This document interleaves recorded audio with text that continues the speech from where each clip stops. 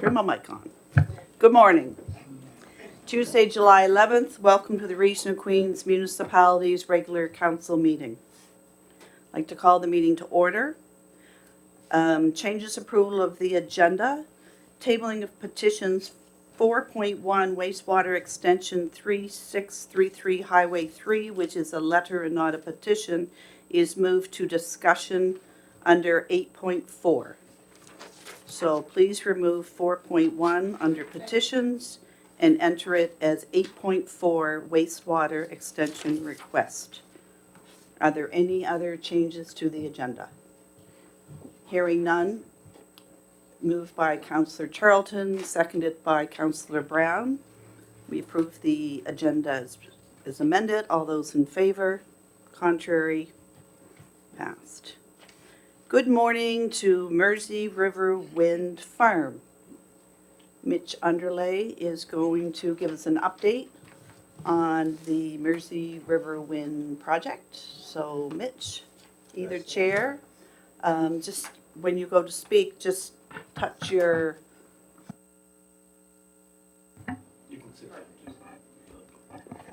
I can see everyone from here. This is better. Thank you very much for the opportunity to speak this morning. Mrs. Mayor and members of the council, some of whom I've met before, members of the audience, thank you very much. My name is Mitch Underhay and I'm with Roswell Development. I'm the development manager, so I'm in charge of the site works and site selection and all of the kind of pre-construction development that goes into our wind projects. So today we just have a little bit of an update for you. There shouldn't be really a lot of new information, but it's been a little while since we've spoken, so we thought we'd give an update just to make sure that if anyone has questions, now's a good time, and so that we're a familiar face. Next slide, please. So firstly, we just want to acknowledge that we are in Mi'kma'ki. This is traditional unceded territory of the Mi'kmaq people, and the Mersey River has been a corridor of use for time immemorial. So we're very aware of that. Next slide, please. So we'll just talk about who we are, some renewable to retail updates, some project updates, the approvals in place, environmental assessment. I do want to talk about some community engagement, kind of ongoing, and this isn't the development side, but this is, we're going to be in the community for 20, 25 years. So we want to make sure that we have a presence, and so I want to talk about that, and then a few next steps. So Roswell Development Inc.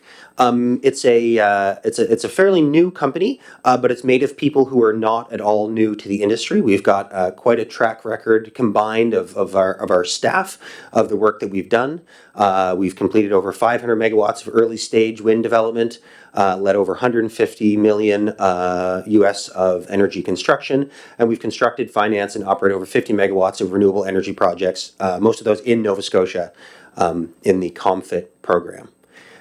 Next slide, please. I'm going through these fairly quickly to make sure that we have time for questions afterwards here. So Roswell's vision is not just to be an electricity supplier. We don't just want to build wind projects or solar projects. What we want to do is have kind of the full scope to lead to the whole energy transition, which means from the generation side, utility scale wind and solar. We want to make sure that they happen at a scale where those costs are low enough that we can be competitive against any other power producer. So that we can sell that wholesale through retail. And that means that we'll be able to sell power directly to consumers in Nova Scotia using Nova Scotia Power's infrastructure, but your bill would come from, or could come from us rather than Nova Scotia Power. And then, of course, on the consumer side, we need to make sure that the consumption is efficient and that aligns with the generation. So that means some demand side management. That means on-site retrofits or renewables as well. And so we're looking at this as kind of a holistic picture. Let's generate it. We can sell it, buy and sell it, and then let's make sure that it's efficient at the point of consumption. So we're looking at a full energy transition, which is a bit different than many other say renewable energy developers that you see who are interested narrowly in just the generation side. Next slide, please. So this is a reminder slide, the Renewable to Retail program. So this is the first chance that anyone has in the province to sign up and purchase renewable electricity from someone other than Nova Scotia Power. We actually met already with the mayor and the economic development officer here, just to touch base about, could the Region of Queens Municipality sign up to purchase electricity from us on an ongoing long-term basis for things like water treatment and then other facilities that you have that use a lot of electricity. And the Renewable to Retail program offers long-term predictable energy contracts, and that will come in under the Nova Scotia Power price. That's what we're targeting is a competitive and actually lower. And then, for a large commercial or industrial user would sign up for, a 10 to 20 year contract that's predictable and cheaper. So it provides us the security of having a long-term contract, and it provides our customer the security of knowing what that power will be for a long time. And just if you look at this this little flow chart here, so we have, say, the Mersey River Wind Project. So they would sell their electricity. So electricity goes to our retail supplier. And this is kind of a sneak peek. We have not launched this brand publicly, but we will soon. We're getting ready to do so. But it will be called Renewal, is going to be the brand so that will be the buyer and seller of electricity. That's what would be on the bill. So this isn't fully public yet, but we thought we'd let you know this is the sneak peek. So Renewal would purchase that electricity. They could sell that to customers, right, on the other side, getting 100% clean electricity. And then there'd be a series of tariffs with Nova Scotia Power, money changing back and forth for the use of, the infrastructure and ongoing maintenance and stuff. That stuff's not free, so that has to be baked into the cost. Next slide, please. So the Mersey River Wind Project site, if you're not familiar, it's just out in Milton here. If you take River Road, just past the large substation, across the Mersey and up into the large tracts of Crown land that's up there, kind of a high rolling plateau. There's a lot of existing roads and active logging area, and it's been logged extensively for a long time, leaving this solid network of access roads. Next slide. So we've updated the map here. It actually, if you look at the old map, you'll have to really squint to see the difference. I just want to point out a few things. You'll notice that we're doing it in two major phases, and the construction of when precisely the phase 2 will happen. Obviously, we say 25 turbines, but they won't all be built simultaneously. Things, this will be an ongoing process. We intend to start construction on roads in 2023 for those first 8 turbines, the ones in blue, kind of closer to, you can see the black dots are homes or addresses rather. So that cluster is Milton, and you can see the yellow power lines feeding in. That's the existing substation at Milton. And so the plan is to build a new high voltage transmission line from the project site to the Milton substation with those first 8 turbines, and then all of the other ones as we build, we plug into the project substation on the back. So it's just one large extension cord plugging into the existing system. And you'll notice as well the difference of roadways. There's roads on this map come in 2 flavors, which is existing, an upgrade to existing, and new. And so you'll notice the hashed roads that are highlighted a little bit darker. Those are new roads. All of the other roads are existing. So I think it's around 80% existing roads. So we've really tried hard with the Crown land process and through our environmental assessment to really limit the new disturbance to the area, limit the project footprint, and really maximize the use of the existing roadways. All told, there will be 33 turbines. The model that we're using is a Vestas V150, so the diameter of the blades will be 150 meters. So they're actually larger than a lot of the other turbines that you see, and they'll be at 105 meter towers. 4.5 megawatts each, so just shy of 150 megawatts. So this is a pretty large project. Next slide, please. So we have a number of approvals already in place. For Crown land, there's kind of a lengthy process. So they've done the integrated resource management, which is where they look at all the different environmental concerns, and that process is now complete. And we expect to have the letters of offer for our leases and easements on Crown land this summer. So we've had lots of conversations with them. On the municipal side, we want to do continuous outreach, much like this. The process has been a little contentious with the Crown in terms of the development agreement application, being that it's on provincial land. The province feels that the municipal permit is not necessary. What we intend to do is submit all the information necessary for the permit, and then the municipality can decide. And if there's some kind of legal loggerheads between the province and the municipality, we just want to make sure that you have all the information that you need, and any questions you have can be answered through that avenue. So even if there is some kind of legal concern, we intend to do all of the due diligence, make sure that you folks are well informed. From the provincial standpoint, our EA was approved on the 27th of March, so that was a huge milestone. Obviously, that comes with conditions, which is very normal. And so right now we're working through those conditions, putting plans in place, and there are some ongoing field work happening. The Federal or Navigations Canada, so our airport clearance, we're all good there. And our system impact study is complete for the first 8 turbines.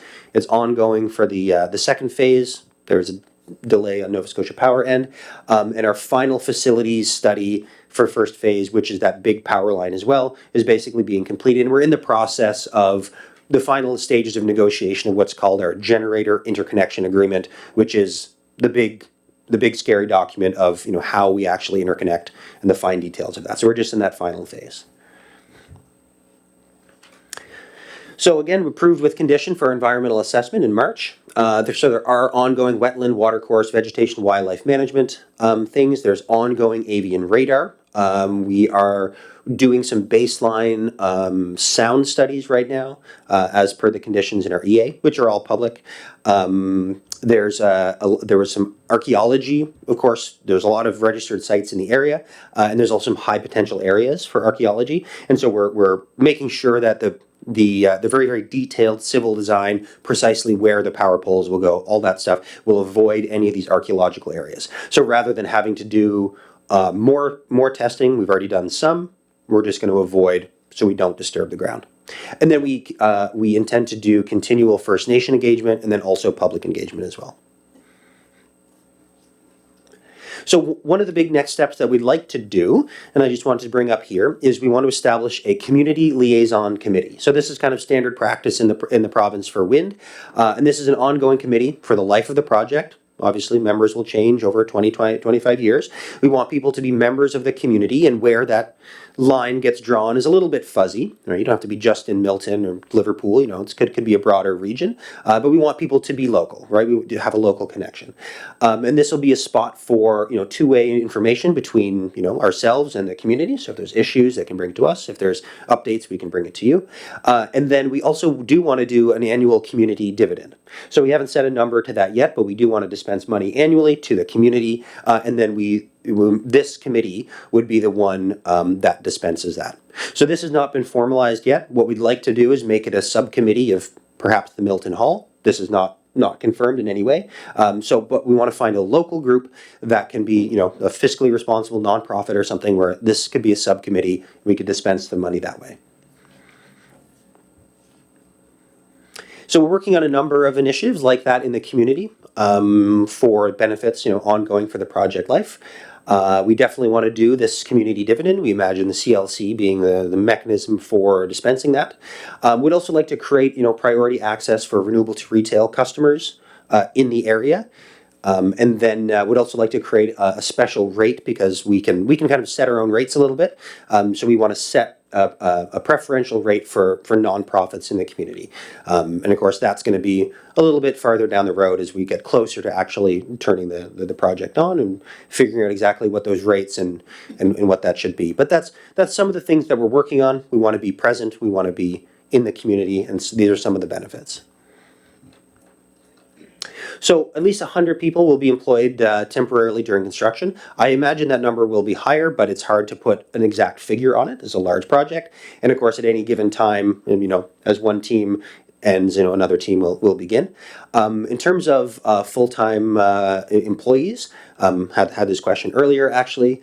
We could expect 6 to 12 full-time people, but again, we will purchase the turbines from the manufacturer with a maintenance agreement, and they will decide how many technicians they need based on this project and other projects they own in the area or they've supplied in the area. So we don't have full control over that because we purchased the maintenance agreement, but we do expect a project this size to come with at least 6 to 12 full-time jobs. There's also annual taxes for the municipality, obviously. So this little napkin back calculation of over $1 million to the municipality every year is based on the Wind Turbine Facilities Municipal Taxation Act. I think the small print is $5,500 per megawatt based in 2005 dollars. So that gets the consumer price index that gets changed per year. So that will come out every year, but it also escalates. So there's quite a few benefits: jobs, temporary, permanent taxation, and then we also want to do a number of benefit initiatives and just be present in the community for the next 20, 25 years. I think that's it. Oh, sorry, there's one more slide. Yeah, so the next major steps is we need to sign the lease with Crown Land. So we do expect a letter of offer this summer. So that'll be very close to the last thing that happens. It needs the cabinet approval for that final thing. We're not concerned about it, but it just takes time. We do need to sign the generator interconnection agreement. Again, that's already in the works. We need to finalize those environmental assessment plans. So like I said, there's a number of conditions. So we have to demonstrate how we're complying with those conditions. Then we want to, obviously, once we get that notice to proceed, we'll start construction activities. And then another next step for the municipality, where we talked about the offtake agreement, the purchase of electricity, is that we will supply you with an offtake commitment letter, the terms, what that looks like, just so everyone can get a sense of it. And then we also want to form that community liaison committee in the next couple of months. So thank you very much. That's the presentation, and I welcome any questions. Thank you, Mitch. Questions, comments? Councillor Gidney. Very impressed. Mitch, you have to just shut your button off. Yeah, for now. Okay, I'm sorry. I'm impressed with everything you've done. Very informative. Questions I had have been answered, so it's amazing. Thank you, and this is a great project. Thank you very much. Other comments? Councillor Fancy? Yeah, I think you're doing it right. We've seen other people who want to put in wind turbines before, and I like this of buying in on the power end of it. But with that, I ask a few different questions, like when you talk about the tariffs and things that you'd have to pay, how can you be sure that you're going to be able to keep the price down below what Nova Scotia Power would be? Because you don't know what they're going to charge you, right? So am I on here? So thank you very much for your question. The act that actually enables that, so in the renewable retail program, they actually do spell out the tariffs of exactly what we'll need to pay and when, and so under what conditions for transmission, for distribution, for access. All those things are spelled out. And so when we are assessing our financials, how we set this up, because it's a good question, because we are breaking new ground here. We look at, okay, how much will it cost to produce the wind energy over time? And so we know about how much energy we'll produce, and we know what that looks like, approximately over the course of a year, how much energy we'll be producing when. We can't say at this hour it will be windy or not, but we've got I'd say, a surprisingly good handle on how much we'll generate over the course of a year. And then we know what those tariffs are going to be, and then the next step, and one of the reasons why we need to get the power bills and consumption data from our customers, is to look at, okay, what is the energy usage that they have over time, and compare that with our model generation. Because the closer those two things are aligned, the less tariffs we have to pay. Because if we're generating here, and Nova Scotia Power has to dump the power, that's going to cost more. And if we're, if the consumer is consuming and we're not generating, then there's going to be some more tariffs. So the closer we can align those things, the more efficient it will be. And so we need to make sure that there's a hefty margin just to make sure for that, and we'll probably over-generate just in case. And so we basically, by aligning those two things, we have a pretty good handle on our cost of electricity based on financing and the wind that we have. We've got a pretty good handle on our consumers' generating profile, and we know what the tariffs are going to be, and so then that leaves us to look at the margin for our administration and metering, and then we need to have a little bit of a buffer there as well. So we've done a fair amount of research into this. And we strongly expect that the cost of fossil fuels will continue to rise. And as Nova Scotia Power is still at least half coal, right, those costs will rise over time. And whereas a wind project is mostly capital cost, right? You build the roads, you build the turbines, and then there is ongoing maintenance, but it's very capital intensive, and you finance that over time, which is predictable. Right? And so we've got a pretty good idea of what that's going to look like over 20, 25 years, which means that we're very confident that even as inflation grows and maybe our costs grow, fossil fuels will grow more quickly. And so right now, as the business case makes sense, we expect it to make even more sense as time goes on. I have a question. You speak 20, 25 years. What happens at the end of 25 years? I assume that's the life of the turbines you'll be putting up. So at the end of 25 years, what do you do with them and where do you dispose of them? And do you put new ones back up? So thank you very much for the question. Any wind project in Nova Scotia, we're actually starting to see this for the first time. We're starting to see the end of life of some of the early projects that were put in. And so the question does arise, what do you do at the end of 20 years? A lot of power purchase agreements are 20 years, where we are kind of signing our own power purchase agreement. We'd like to make it 25. The functional life of these turbines is 25 years at least. There obviously may be components that break through that time. If the gearbox changes or something or breaks, we might have to swap it out. The way that it works is you always set aside a decommissioning reserve, part of your operation budget. You always set aside a decommissioning reserve, and that's that gets calculated annually based on, engineers look at it and say, okay, this much this year, okay, no, how are we doing? And then are costs changing, and kind of look at that over time. So at the end of the project, ideally, we'd like to repower. Right? So does that mean in 25 years we'll have more efficient turbines?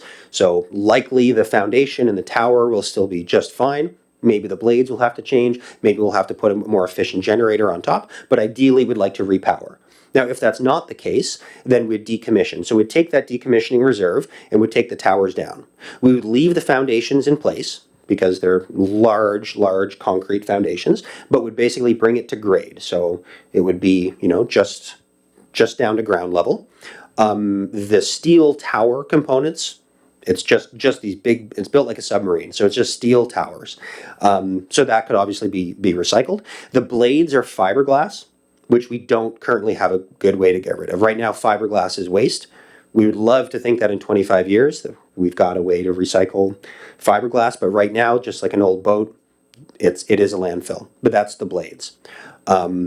And then the generator itself, again, a lot of those components are just metal, and certainly the copper and stuff can be recycled. But that would be the plan. Now, ideally, we'd like to repower. Maybe that'll happen under a different contract. We're not sure, but you'll be able to watch pretty soon what happens with the older projects in Nova Scotia. In earlier meetings, you had indicated that the roads would be, or trails, would be an accessible trail network. Is that still the plan, to leave those as recreational trails? And if so, are they only going to be for people on foot, or what type of allowance would you have? So thank you, and that's a great question. A lot of people have asked. We do not intend to impede access. Likely during construction, especially during the early road construction, I imagine things will get shut down. We will try to keep some access open. We know that area is heavily used for hunting and fishing and recreation, and so there will likely be some access issues during construction. After which, though, we don't intend to block any access. There will be a fence around the substation and the high voltage safety stuff, but we don't intend to fence the turbines. We intend to have a lock on the door at the base. If there's any issues, we might have to look at it, but honestly, in our experience, when we put turbines up in rural areas and we put up a fence, people go around it or they break it down, so there's no, it has no utility. and we don't need to impede access. So once the project's up and running, vehicle, foot access, we imagine that will still be there.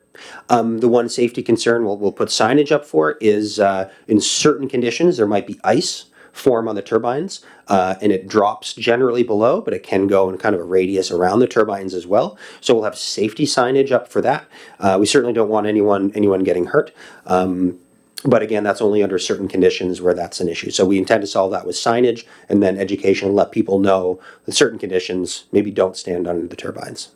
And one last question. If the province signs your lease agreements and all that and everything's a go, and say by fall, how long to do the roads, put the new transmission line to the substation, and have 8 turbines in phase 1? What do you see as that date? That completion date for those 8 turbines, if you're given a go by fall by the province? So another great question. We expect that if everything goes well and we're given that go, then we'll have the turbines delivered late next spring. Which means we'll do a lot of the road construction in the winter, which is actually great because it gets us out of a lot of environmentally sensitive seasons for bird nesting.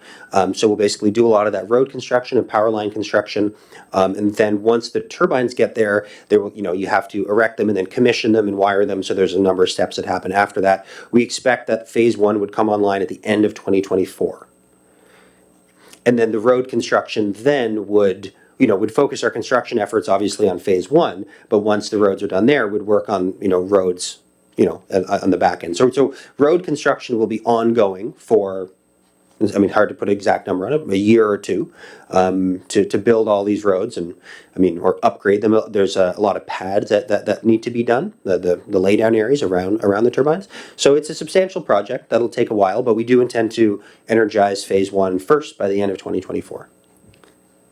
I was just thinking for future councils, because 8 turbines at 4.5 megawatts with the dollar you gave, that would roughly be about 250,000 tax revenue for the region of Queens. So it's good to look forward to for future financing. So if there's no further questions, Councillor Mero does have a question. What about the first part of the river road, like the paved section and the bridge? Is there any plans to upgrade that? Because I don't like it. Is it sufficient enough? So that is a great question. We expect that, first of all, that road is sufficient to get the components on there now. We may have to fill in the ditch right at the corner on the turn temporarily and then open it up again. That's a permit with transportation just to make that turn in. The road is sufficient. However, it's not in the best shape now. And I imagine that after a lot of construction material, it's going to be worse. So we'd like to fix that up kind of as we go. But we'll have all the road repairing equipment there, just to make sure that stays within use. And we're in touch with a number of the landowners on River Road as well, because we imagine that during construction they'll be the most affected by just trucks going by their homes. So we want to make sure that road stays in reasonable condition and that they let us know and we have a good point of contact there. Another great reason to have a CLC, just so we can have that kind of direct contact in the community. And what about the bridge? Any upgrades to that? I don't believe so. We do have a structural engineer taking a look at that. So the bridge on River Road, I don't think it needs any upgrades, because as much as we're moving heavy components, we also spread that weight over many axles. So the axle weight is actually not that different from, say, a logging truck, which go through there all the time. And then if you go onto the site, there's that first big bridge over the old alignment of the Mersey River, which is an old train bridge, which we're also looking at. And we expect that we'll probably have to put some steel decking down on top of that to reinforce it. But I don't think we need to do anything in the riverbanks. We don't need to touch the water courses, which is, again, lessens all of our impact, because that area in particular is the highest potential for archaeology. And so we don't really need to upgrade it. We just want to put some decking on top. And the road and bridge there is very solid, very solid. Councillor Brown, You have to shut yours off for him to. Okay, thanks. I was just wondering if you were looking at any point in the future, maybe doing rebates to customers once you get into the retail portion of it for something like a battery backup in the house. I know like a lot of the solar systems, when they do it, they've done that to help flatten the load. So you're looking at wind has kind of a cyclical pattern. If you had something similar to like a Tesla Powerwall or something similar, would it help you flatten your load so that you could plan better for what you need? That's a great question. I don't know if we can say that yet. That might be a little bit down the road. We would like to create opportunities for customers to put solar, say, on their roof, and then have some way of moving that power around. So if you generate a little extra, because we have the retail license, how batteries interact with that in terms of rate, I don't think we can say yet. But that is the future. And that goes back to the demand side management of how the customer consumes electricity and when they consume electricity versus when we generate. That's a great question, but stay tuned over the next 5 years as the technology and the rates develop.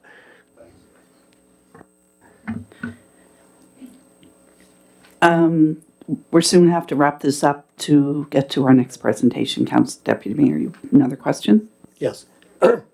So phase one with the 8 turbines, that really benefits right at this particular time would be the taxes. But in phase two, there's would be the opportunity to buy into the project, right? Because phase one is all taken up right at this time. Yeah, thank you. I'll have to double check that because I feel like we might have locked in the finances for phase 2 as well. I can double check that for you, exactly where we are with that one in particular. I'll look into that and let you know. I don't want to commit to anything right now. And on that note, thank you very much, Mitch. Thank you to the team for coming, and we look forward to your progress as we move forward. So, Thank you very much for having me. you're welcome. Have a great day. Queens County ATV Association and Queens Rails to Trails Association. David, I know you are going to speak. Was anyone else coming with you? So you'll do the introductions, and as you saw how the mic works. When you're finished, just shut yours off so someone else can get a red light during question time.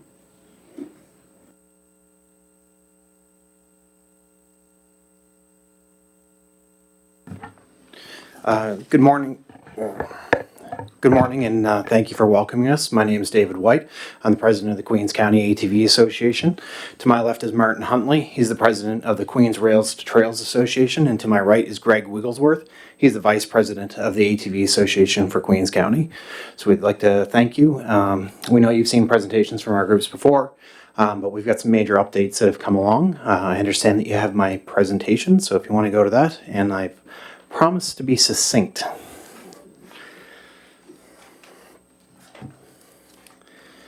So the first part we wanted to do is just kind of give you some updates. So the two groups are working together to enhance connectivity in our community, provide greater recreational opportunities, and also our goal is to sponsor economic development in the area and bring in folks for recreational purposes, but also to make better use for people in our communities. If you'd like to go to the next slide. So some of the updates with the ATV Association, we've recently received a $5,000 grant. We're actually going to be doing work in the River Road area on a trail there that goes into Deep Brook, and have planned work in that area as well. So we'll probably be speaking with the folks before us to look for partnership opportunities. The Queens Rail to Trail Association has very recently applied for another $60,000 over 3 years to maintain the trails, and that's across the south end of the county, so from the Bridgewater County line through to Shelburne County line. We're doing work in those areas. We actually just finished a 3-year commitment valued at $75,000. We are not able to say that we currently have that next $60,000. Because sometimes that's the way it goes. But but let's say we're confident. One of the other big things has come out in 2022. There was a spending survey done that was done by the presidents of the off-highway vehicle groups. So that's the snowmobile group, the off-highway dirt bikes and motorcycles, as well as the ATV group. And what that study found, there's $464 million went into Nova Scotia's economy in 1 year from these groups. And it's very well broken down. If anybody would like a copy of that, I have that, and it's been provided as a link. The Road Trails Act gained royal assent on April 12th, 2023. We're very fortunate that was introduced by our own minister, Minister Masland. And it enables municipalities to grant access to roadways they maintain. It also provides opportunity for road trails on provincially maintained roadways with speed limits under 90 kilometers an hour, and recognizes the economic and recreational importance of shared and multi-use trails development. If you want to go to the next slide. The Act provides for ways for the provincial and municipal governments to approve road trails. And what these road trails are, they give OHVs the opportunity to travel on small sections of roadways in order to enhance connectivity and promotes positive use. They've done a number of these as pilots in the province, and they actually had no troubles with them. The only complaint over about 6 years was where folks were coming out of a ditch onto the roadway. It had to have a little bit of surface work done for plowing purposes, and Advance, the provincial organization, took that work on. Our goal was to have a connected route across Queens County to complete the western loop of the Great Trail. I know the Great Trail's had a number of names over the years, but this is the idea of we're looking at a trail from Halifax to Yarmouth, back around to Middleton, and over to Bridgewater. That's the loop we're trying to establish, and we know the amount of economic impact that that can have for our areas, and what we envision is access to our services, our hospitality, and our businesses. So what do we need? We need municipal support for roadways underneath your jurisdiction.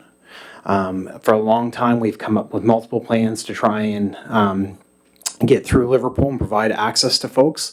And this new act, which is just waiting to be proclaimed, provides that access. This is an early step process because that's still not actually enacted, but we're trying to get all of our ducks in a row so when it hits the ground, we're one of the people out front. We also need municipal support for updating the status of the section behind the Region of Queens building. So from your parking lot right here out to Somerville is designated through the Trails Act, which we were actually the first people on board, which shows how forward-thinking our communities were a long time ago. The only problem is you're actually not even allowed to have a bicycle on there. So we're looking to have that changed. And we've got letters from as long as 15 years ago with support from the provincial government to look at that. And one of the things that they asked for is to have legal access to both ends. And we'll see that in the maps later on. Provincial support will be for roadways under the province's jurisdiction, as well as their support for updating that status of the trail behind this building and heading out towards Somerville. I wanted to be very clear, there's no intent to put multi-use vehicles in Somerville Provincial Beach Park. There's no intent there. We have another way. Next slide, please. Just a couple of items about this new act that you might not be aware of. I think it was 40 pages. I think that was also attached for you. It's a pretty dry read, trust me. But you have to have a valid Nova Scotia driver's license. Your off-highway vehicle must be registered. You must maintain third-party liability insurance. You must have the ATV or UTV course, whichever one applies to you. You must be wearing an approved helmet. You must have a seatbelt if your machine is equipped with one. You must have a left-hand side mirror. You must not exceed 25 kilometers an hour while on road trails. You must travel with your headlights on at all times of day and have rear-facing red indicator lights. The vehicle cannot be operated if the noise level is higher than that set by the manufacturer. It means you can't delete the muffler. People can't put performance parts on these to make them louder. And that goes to recognize that by using roadways, we're going to be in people's neighborhoods for short periods of time, and we don't want to negatively impact them. There's also restrictions on the time of day for these trails. So provincially right now in the legislation, it says 30 minutes after sunset and 30 minutes before sunrise. It also says that riders must travel single file, which helps alleviate any congestion. We've seen major events in Nova Scotia. We've seen events with almost 1,000 machines. When you have those types of events, those are planned, and the way that you address congestion in those types of events is you plan for it. So you hire security To help with that sort of thing, you look at parade routes for small sections, or what's called a rolling parade route. So you have the people travel right with you. Put an RCMP cruiser on both ends, and you move along, which isn't an unreasonable request if you're looking at bringing in 1,000 people. For instance, in our area, we know that the Fish and Chip Rally, when it's held, in direct spending brings in approximately $30,000 just to their group, their legion, and the people who put on their meals, and they've estimated their economic impact to be as much as $300,000 in one day. That's a pretty good impact. It should be noted the Act also extensively covers insurance requirements, including what to do in policing enforcement and what to do in case there were an accident between ATV, UTV, and another machine. If somebody had a single accident or if there was contact with something that can be registered underneath the Motor Vehicle Act. So this is the proposal, and it comes in a couple sections. So the first part of this is actually provincial jurisdiction, and we've had some conversations with Minister Maslin as well as passed on to Minister Rushton already to talk about this, as well as ATVANS, our provincial organization, has looked at this, and of course the two groups locally. So what we would look at is coming, I don't know how familiar people are, but it's kind of highlighted there. It's also in your package to help you go follow along, but I suspect the highlights didn't stay with it. Photocopiers. So basically, if you look from the old Bowaters property, there's a trail that comes up the old pipeline, and that comes up and goes underneath the 103. So that's a travelable trail right now that we have an agreement for. You come up to approximately where the old hydro dam is at Nickerson's Pond. You then kind of loop back towards the 103 and come underneath the tunnel that's accessed by vehicles now. As you came back out to that, you'll come to the top of Elm Street where there's a yield sign. You would travel across the top of Nickerson's Pond and then go down what locally we call Great Hill number 1, which is just the Great Hill Road, to where you would access the Route 3 highway approximately across from Liverpool Adventure Outfitters. And then what we'd be looking to do is traveling into Old Cobb's Barn Road, which of course is where Ground Search is, and the back entrance to Queen's Place Emirates Center. If you go to the next slide. At this point is when you enter municipal jurisdiction. So it would be from Old Cobb's Barn, traveling across Highway 3. And the goal would be to travel across Bristol. One of the reasons that we want to do that is we want to have access to all services to make kind of a more level playing field with economic access. Because it's great to be able to get to Best Western. It's not great to then not be able to access your other hotel and some of the Airbnbs that are right in town, as well as the restaurants. So we would look at coming right across Bristol to Henry Hensey Drive, which also gives access to parking areas. And we might look to see if there's any opportunities for enhanced parking there, working with some other outside groups. We would then travel across Henry Hensey over to Main Street onto Brunswick. So that would be the Fire Hall corner. So you just kind of come out that stop sign, go across. We would look to travel up Brunswick Street to the railway tracks, which is approximately 150 meters. And there's actually currently an agreement in place with the Region of Queens from 2016 and predating that 2005 for the Trestle Trail. And we all know that the impediment to that has been legal access to both ends. This new act gives us the ability to do that. So what we would be looking at doing is rejoining that trail line and coming over, crossing onto Harley Humphrey Drive, just down below us, and then coming up to where the tracks start behind the municipal building. And of course, we would have to look at rezoning that section of trail. But all indications seem to be that it's really important to all levels of government to enhance this connectivity, to bring about better opportunities for recreation and economic impact. So we're thinking that will go quite well. The only thing that's new there is, you folks all know, there's a planned development in that area. I'm not privy to what the maps are. I see the new announcement in kind of the Brunswick Street area that they're looking at a housing development.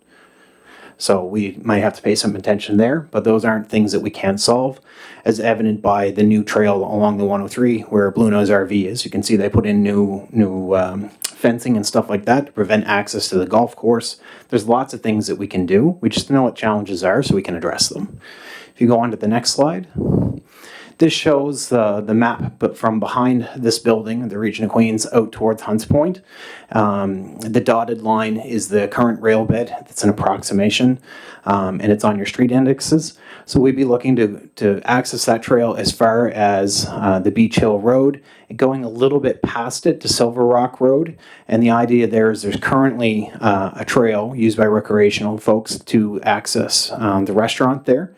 So we'd be looking to go just a little bit past the Beach Hill Road in order to be able to access that business, which is signed on with support to do that.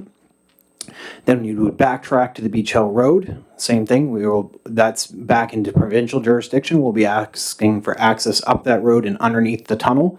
Just past the tunnel, you can turn left onto what is technically still classified the Old Port Mattoon Road. If you weren't aware of that, the Old Port Mattoon Road doesn't actually stop. It crosses the 103 just up here and goes right through to Broad River. And that's actually still how it's designated. Traveling it in a vehicle is not for the faint of heart in places. But it can be done. I did it last week. So we would use that to access right out to Broad River. That road comes underneath the 103 again with a tunnel. If you go to the next slide. This is the blown up version of Port Mattoon and Somerville Street Index. And what will happen is once we come out through that tunnel, again, we'll need provincial access to access the old Route 3 highway. And we'll be looking to cross Broad River Bridge to go up to the top of Broad River Hill, which we commonly call it, access Riverhead Road, which we proceed down, and then rejoin the trails that are currently under the two groups' letter of authorities. So we're already maintaining that trail now. It does bank left and go into Somerville, and then has to the bridge, and there's just a turnaround there. And again, there's no push to go into that provincial park at this time. And between the two groups, we're actually currently looking at any possibilities of refurbishing that bridge for expanded recreation, because I think we're all local. We all know that bridge is in need of some work. So if our group is able to do that project, that's kind of similar as where we found ourselves 10 years ago when the Trestle Trail had to be shut down. Sometimes outside groups are able to do work that the council can't.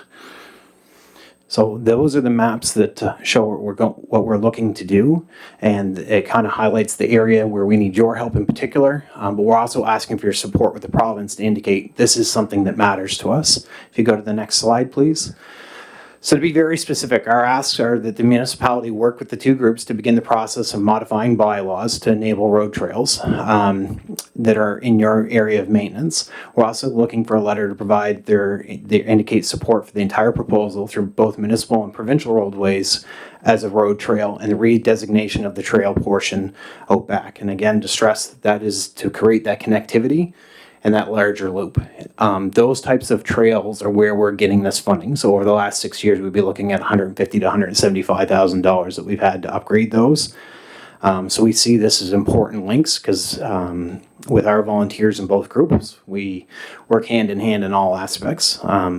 Martin knows the most about the rail beds, if you have any questions on that.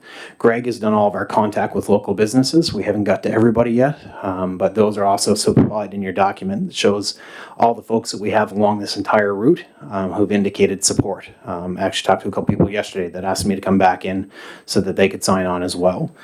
So there is a lot of support for this, and like I said, it's the big picture is to have that connectivity, and our main goal down the road is, wouldn't it be nice to host one of those events that brought in a couple $100,000 in a weekend? That's my main goal. I want to grow my area. Next slide. For local business support, we just have an appendice that's attached for that, and then if you want to go to the next slide.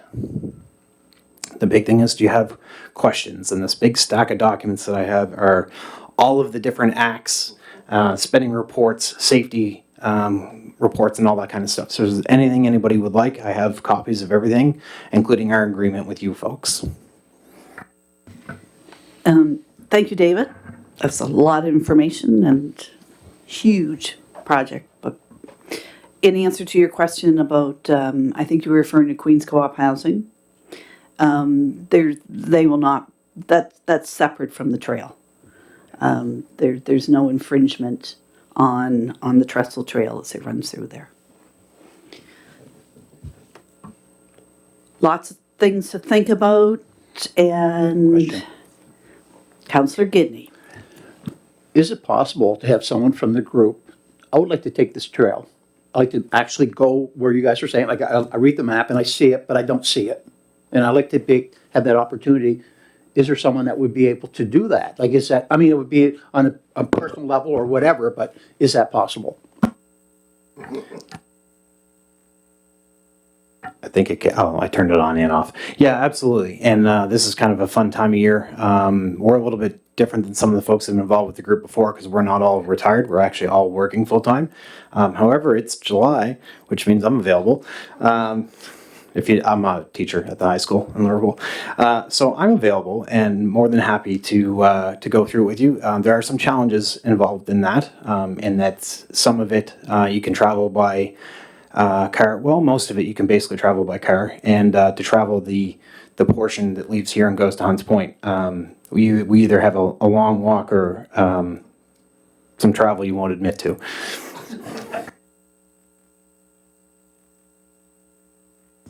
Yeah, I don't think you can even get through it on a bicycle.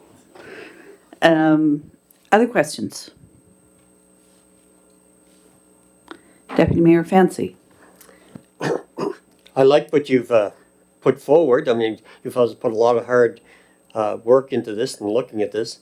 I do have a concern with Bristol because Bristol is so narrow, and with as we see here with new housing coming in and the other housing that will be coming in eventually, how that would affect the traffic, I guess, flow and things like that. It would be a concern to me. I know you need to get to some of these areas, but is there any other ways of I guess, approaching this? So when we developed this plan, we looked at a number of different options, and one of the greatest things we've been trying to do is get access to services and trying to do that in the most succinct way possible, because one of the things we're looking to avoid is turnaround situations where we don't have to have machines turning around. When it comes to Bristol, I guess this comes back to the Road Trail Act. One of the things that you would have is if a machine has the ability to travel with all of its wheels off of the paved surface, that's what it's asked to do. In the circumstance that it doesn't, then it's asked to travel with all wheels on the paved surface. So these vehicles would operate just like a car. The only thing that would maybe slow down traffic some is with the Road Trail Act, the speed limit is set at 25 kilometers an hour. I've asked the question and haven't got a response yet. If the municipalities are able to say in this area they're going to allow it to travel a little bit quicker because of impediments to traffic and slowdowns. The realities of these machines are that they're $60,000 machines, some of them. They've got blinkers, they've got horns, they've got signal lights. There's documents that remind people how to use hand signals. They can keep up with traffic. In terms of creating an issue that way, we don't see it as a huge problem. I kind of think of it the same way as a bicycle. When I approach a bicycle in Bristol, I've lived here all my life. I just know that I'm going to hang out for a few minutes, or on garbage day, or if the municipality is doing work, or if they're rewiring where they've been rewiring a lot on Bristol for a long time for some reason. Telecom stuff. So I think people in the town are very aware that that can be a slow piece of road. And to be honest, I'm not positive that's not a bad thing because of the number of children in that area.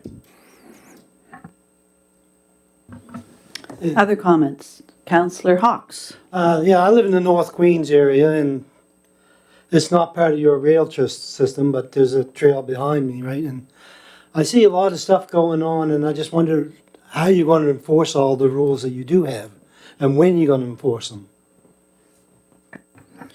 So because we're a county-wide organization, we do represent the entire county because there isn't an organized group out there. They have a separate trail group that looks after that, the Brookfield Mines group. And I know that they face some challenges with some different things, but the big thing is we rely on people who see a problem to report a problem, just like we do.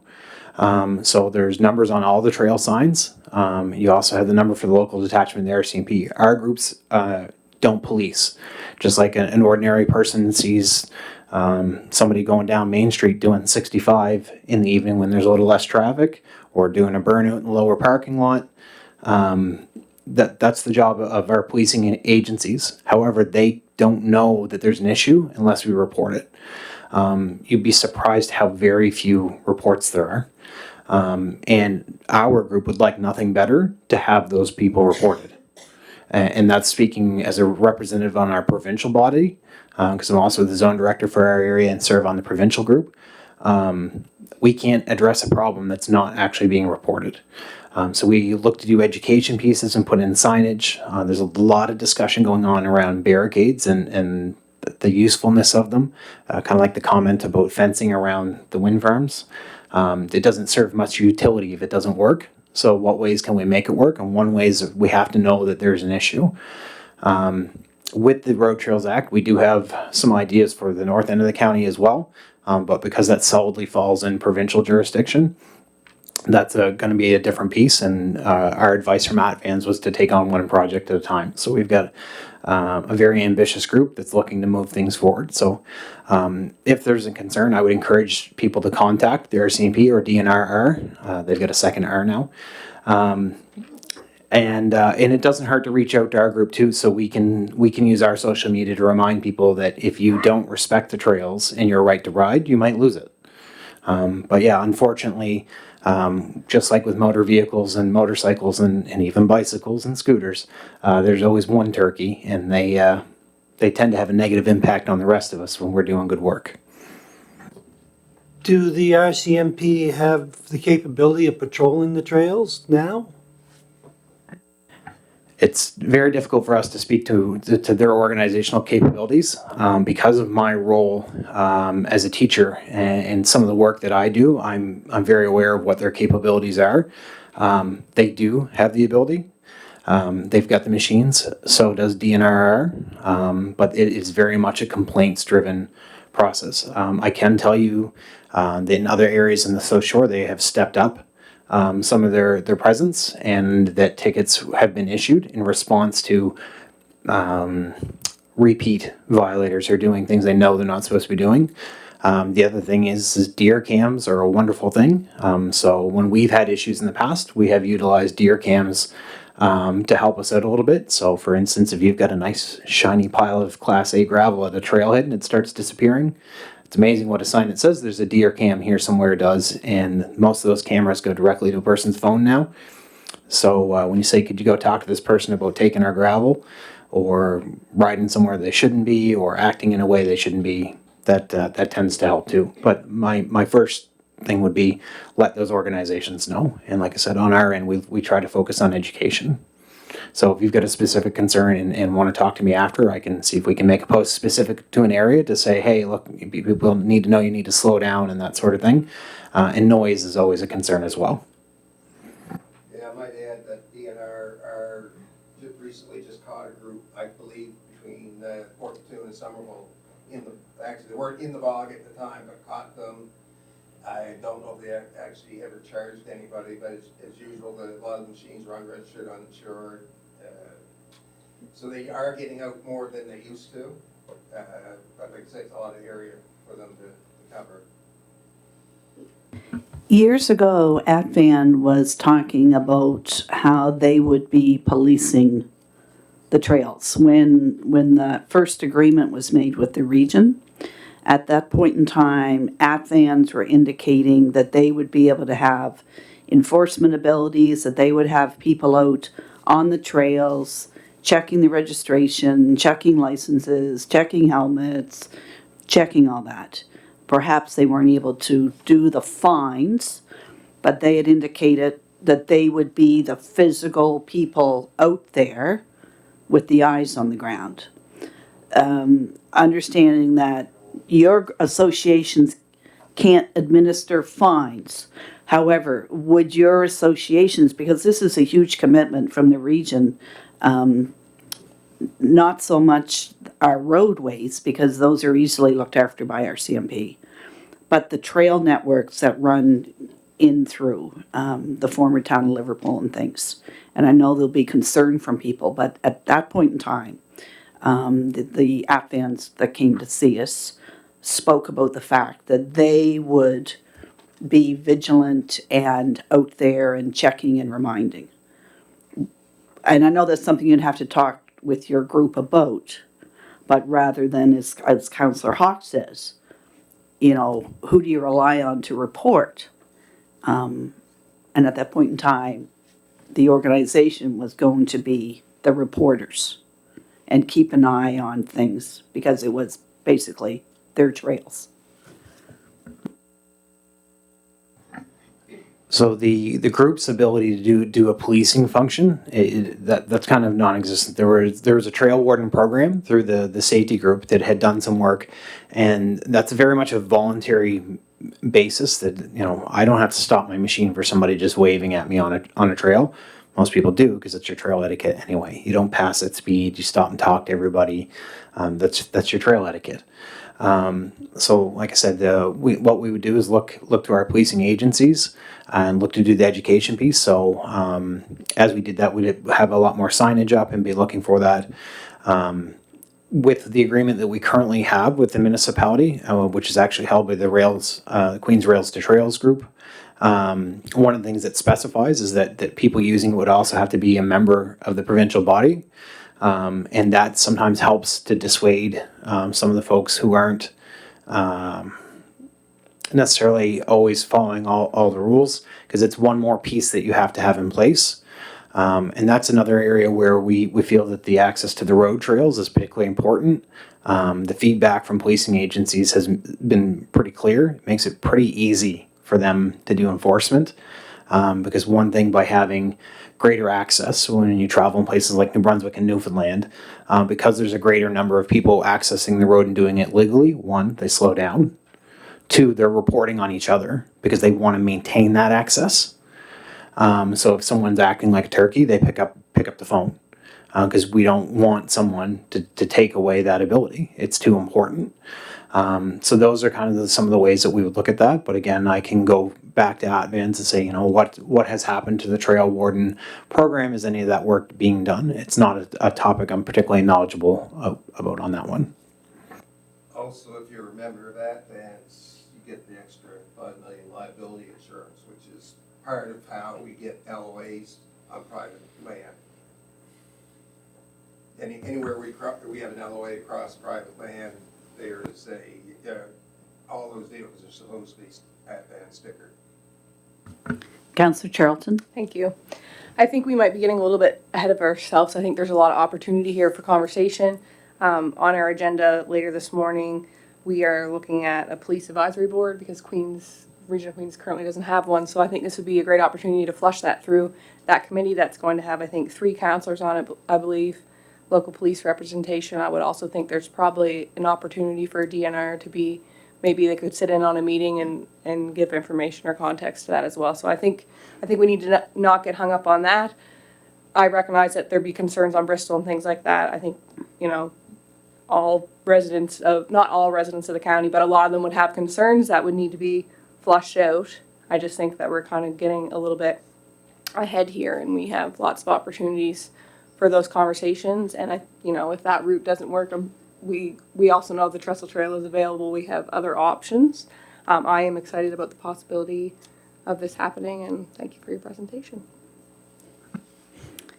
I guess that's, sorry, one thing that I would add is on your maps, the trestle trail is highlighted because that agreement is currently in place. So if you traveled over to that access point beside the Irving and then traveled across there, that would then put you up towards Central Street.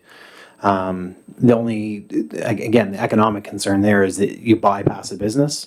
It may also be a point of discussion where you say, well, you look at access to a place like Lanes, and I'm not exactly sure where the division is there because I know that the municipality maintains a piece of that parking lot to access to the boat ramp and that sort of thing, so that they could say, okay, we've got a turnaround area possibly in that sort of space, and you can go back up, but it doesn't leave a concern on Bristol itself.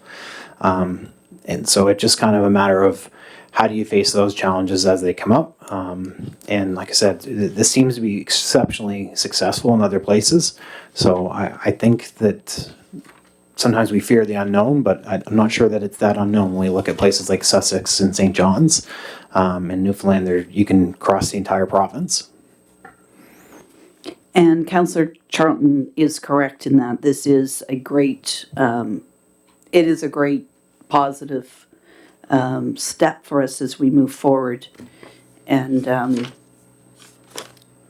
if the Trails Act cabinet approves it in the fall, I believe that was their intention, then you do have a list that you would like for the region to consider, approving of this and et cetera. What would be your magical time, understanding that, yes, we're setting up a police advisory board, that may be several months yet before that is in place. But even so, it still comes back to the Region of Queens for discussion. What would be your wish, if you had a wish, for us to look at permissions on our roads, if we need to do anything legal or anything like that? What would be your wish for a response to your asks? I think as we move forward in the process, because the process isn't even fully determined yet, our biggest thing is really for you folks to be very blunt with us about what your concerns are, so we can address them. And it might look at a routing change, it might look at different things, because a number of folks from our group sat down and looked at what challenges we saw. But our big ask is for a letter of support to move forward with the project overall, knowing that there might be some adjustments to the actual trail. So any letter could specify that there may need to be minor adjustments to look at things like traffic congestion or that sort of thing. Because like I said, our goal is the connectivity. This is our number one proposal, and we've given the rationales for that, but there may be concerns that we're unaware of. So that's our number one piece. In terms of overall timeline, it's really difficult to say because the government has to actually enact the legislation, which we're expecting in the fall sitting. And then they have said that they are intending for this process to travel from local groups. So it has to be submitted by an ATV club right now. So it will be supported through the ATV club in conjunction with our trails group working together, up to the provincial body of Advance, where they have a staff person who looks at legal issues, and they have actually been out and driven all these roads with us. Although I think Greg might have wimped out on one of the trails with his truck, but it's not a Dodge, so it happens. We've done all those kinds of checks to see what the best advice is going to be from those folks. So I'm going to be very honest. I foresee this as being at least a year process to me. When you understand that we are looking at a trail connectivity that involves both levels of government, it's a little bit different. I know Yarmouth Council is already into a bylaw change for Water Street in their area, and very little concerns were raised at that. I think one of our councillors actually attended, and some of the provincial folks from Advance said there's very little concerns. The biggest concerns were around speed. Was more of their thing was more how do you limit speed, and again the folks with their RCMP detachment, it was like it's not all that difficult because I think we know locally, I'm sure you could probably write down 5 names of whom are maybe the people who are causing concern. Just like in conversations with some folks over privateer days, we said, we've got people using roads now illegally. We know who they are. Yeah. And the RCMP know who they are.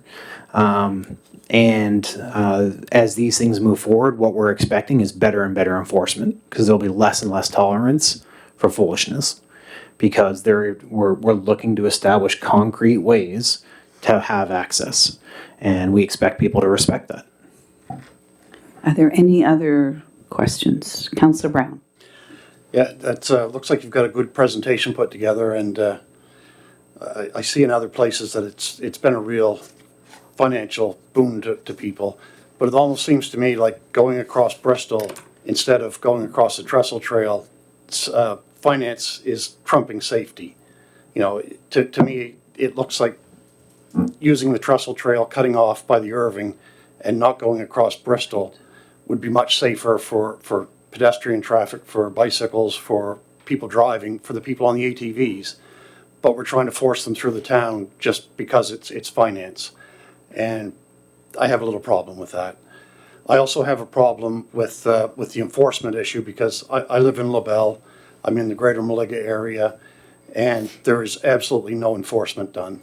When I look at your list of things that you're supposed to have, like third-party liability or helmets, under a certain age, speeds, mufflers, none of that stuff is enforced. And I know people have been called and the RCMP, DNRR haven't come. So I'm not sure how this is going to be enforced in the future, and I don't really want to see this put on other people through their communities if there's no real valid way of enforcing it. I mean, I have an issue with that. I think the concerns are important to address. I also live in the LaBelle area now, and I can tell you I was stopped 3 weeks ago by DNR on private land as I came out to that road, and they checked my insurance and registration and all those things. So I think what we're starting to see is a major shift. I think in that economic report, you'll also see that the number of machines has imploded since COVID. We also lost a lot of our ability for enforcement in that time because they were stuck at the land border between Nova Scotia and New Brunswick. So I think you're seeing a recommitment, and Advance provincially is pushing really hard for that right now, and in meetings to address those exact concerns. As for Bristol, economic trumping safety, we would never see safety compromised. So safety is at the foremost of what we want, and that's why Trestle Trail is still there, especially since that agreement also is in place. So what we might look at is what type of agreements can you do to access another piece of service. So in particular, in my mind, is hospitality services. People, if we're looking at a run on the entire Western Loop, you need access to hotels. And what we want to do is make sure that access is legal, because that is what prevents some of the issues. But I thank you for the concerns, and like I said, those are all things that we look to address, and those are all the things we want you to consider.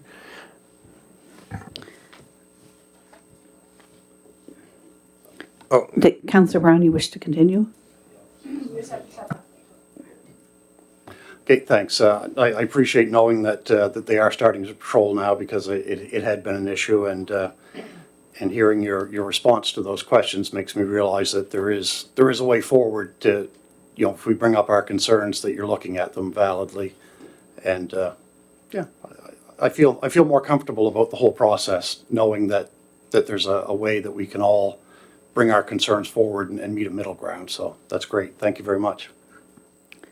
Are there any other questions, comments? Just one Martin? comment. Yeah, no, I was just going to say there also needs to be some education on the side of the RCMP or police as well, because we were talking to a group from Jordan Falls at Somerville rest stop on the weekend, and they said that the police told them that now they were allowed to drive from their house to the nearest trail. And no, you're not.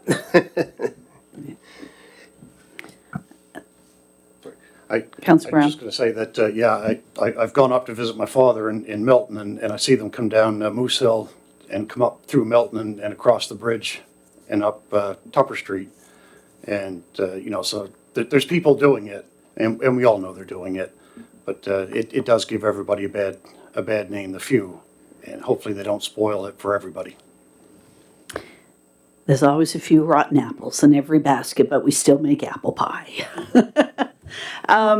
Seeing no other questions. Oh, Councillor Muse. I was wondering why you were so quiet. Well, I thought this mic system would be better, but I guess you couldn't see my red light. No, it wasn't red. Something happened here. It Anyway, wasn't red. it's a great project. I had a lot of calls about the presentation. I mean, people see it online. The Bristol is one of the biggest problems. A lot of people don't like Bristol. Some of the other problems, I take it that ATVs aren't allowed to cross the 103. So as part of the Road Trails Act, you can't promote crossing a 100 series highway. This is one of the areas where our community has such a huge advantage, is we have the network of tunnels that allow that.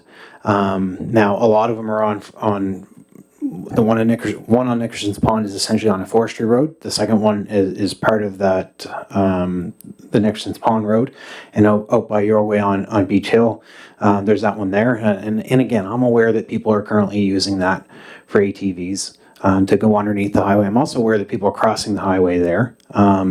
You have to be very careful when you read the rules around crossing the 103 highway. because the way it reads almost reads a little bit different if you're doing it individually versus as part of a trail. So one of the limitations as part of a trail is you won't receive funding if you have to cross and your route for a road trail won't pass with having to cross anything over 90. And right now there's some discussion around, well, is it 90 or is it under 90? Which is quite a different factor as well. Going up Broad River Hill is an 80. So most of those accesses are on roadways that don't see a huge amount of traffic congestion. I do realize again that you have to have the lights on because they tend to be quite narrow as a safety precaution, as well as signage would have to go up. So, the question was asked to me the other day, and I didn't know. Why couldn't we use the intersections? Like, go up by Department of Highways, or now called Public Works, go up that exit to the 103, and use the intersection to go across the York Portman Road, and go out that way. So one of the issues there would be one, crossing the 103. The other issue would be that ramp speed is a 90. So it brings into question what is that exact definition, and we're still waiting for these things to kind of flush themselves out a little on some of the very detailed ones like that. Essentially, yeah,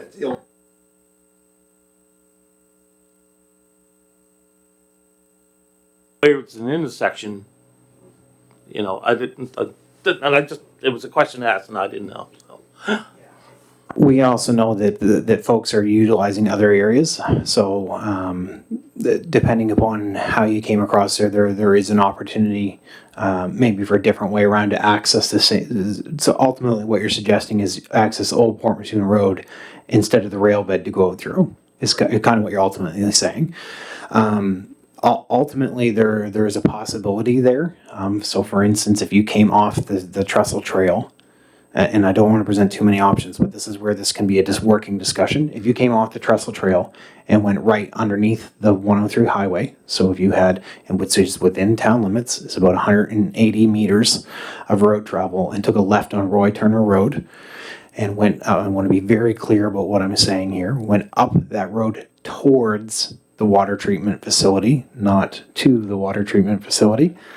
Or in around the water treatment facility. But if you went up that road actually goes all the way to where Old Port Mattoon used to cross.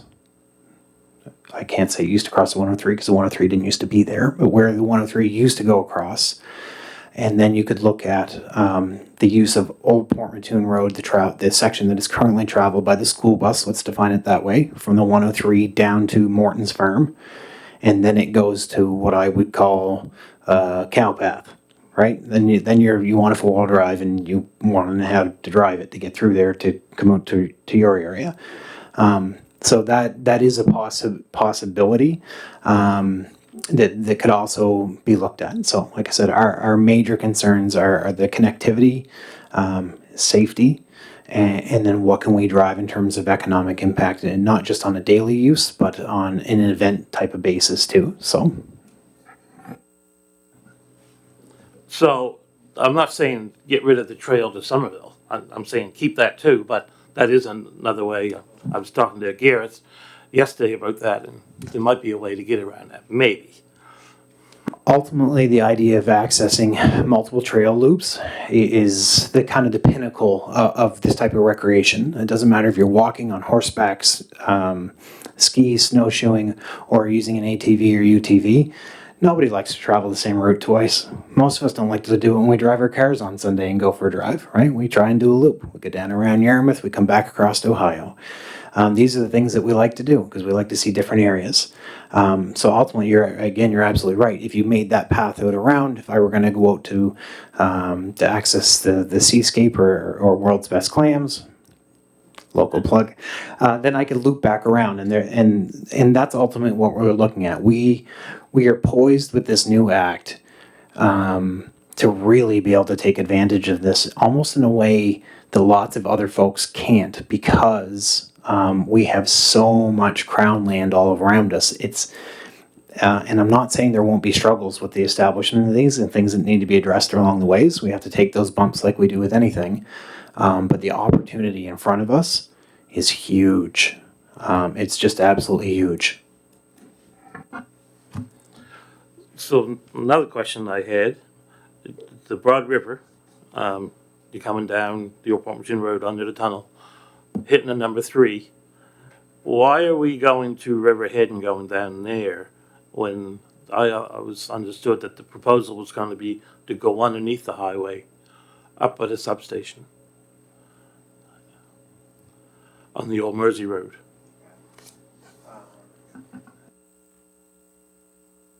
So if you go up by the old substation, I'm just having to think through this in my mind a little bit on all the splits in Broad River. I would have to double check my mapping, but it seems to me even if you are on the same side as the old substation, there's still a water conflict in there somewhere. I don't know if it's the East Branch that you've got to get access across. The only thing I can tell you about the old road that goes in, the old Bowater Mersey Paper Company Road, is there's about 25 landowners in there that road crosses their land without any written permission. So again, to establish a funded trail, because the ATVs are okay to use it unless it's posted otherwise, but for something that we're going to be able to maintain, right, that we're going to be able to gravel, grade, ditch signage on, we have to have these agreements in place. So that's a struggle there. The reason we're looking to go up to Riverhead Road and go in is because when you go up there, then we have the agreements in place. And when you cross the old Route 3 highway further down where the old rail line used to cross, that then puts you on a trail that gets you through a tunnel across the 103 again, because that the big issue is not crossing the 103, so it gives you a legal way to be able to cross that, and that also, let's face it, if we're avoiding highway travel, you're avoiding a lot of safety concerns. So that's the reason that it's proposed that way. As to the route right by the old substation, I'd have to go back and have a peek at that again. It's been a while since I've been in there, mostly because you got a trailer out there to unload. That, and I live in LaBelle.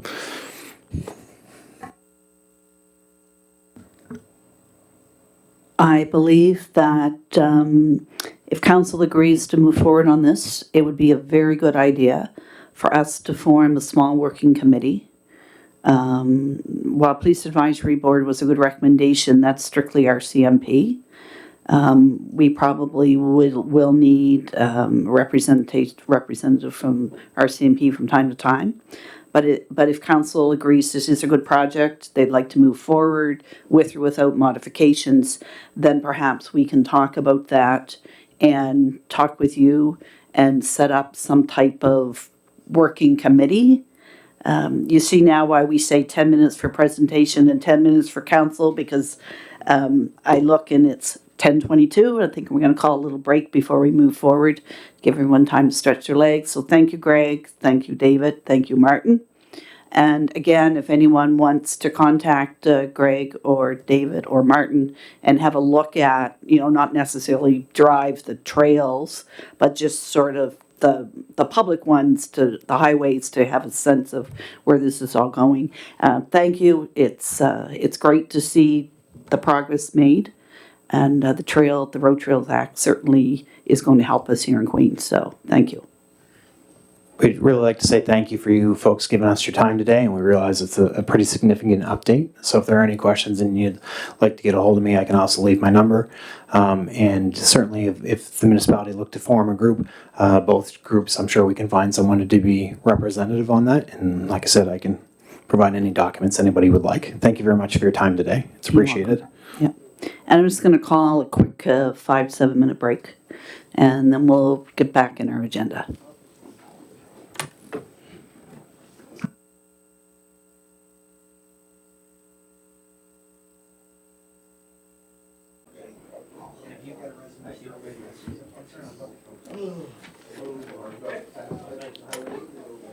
Okay, 4.0, tabling of petitions. There are no petitions to table at this point in time unless anyone has one. Public question comment session. Yes, Mr. Robertson. Name and civic number, please. No, good, thank you. All this modern equipment takes a while to get used to it. Leon Robertson, College Street in Liverpool. The last presentation was quite interesting, and it'll see how they're going to be able to police that. I know when I lived in Hunts Point, next to the trail, I got woken up quite often, 2 or 3 o'clock in the morning, with the loud machines and the foul language and so on. So, but anyway, it'll be interesting to see what they can do. What I wanted to mention here, I noticed in the July edition of the Queen's Crown that's circulated, I saw in there a big picture and everything of the development of Rumco, I guess it's called, the development, and coming soon. So I was just wondering if they received all their approvals. They wanted approval, I guess, of the region to provide extension of sewer and water services and so on.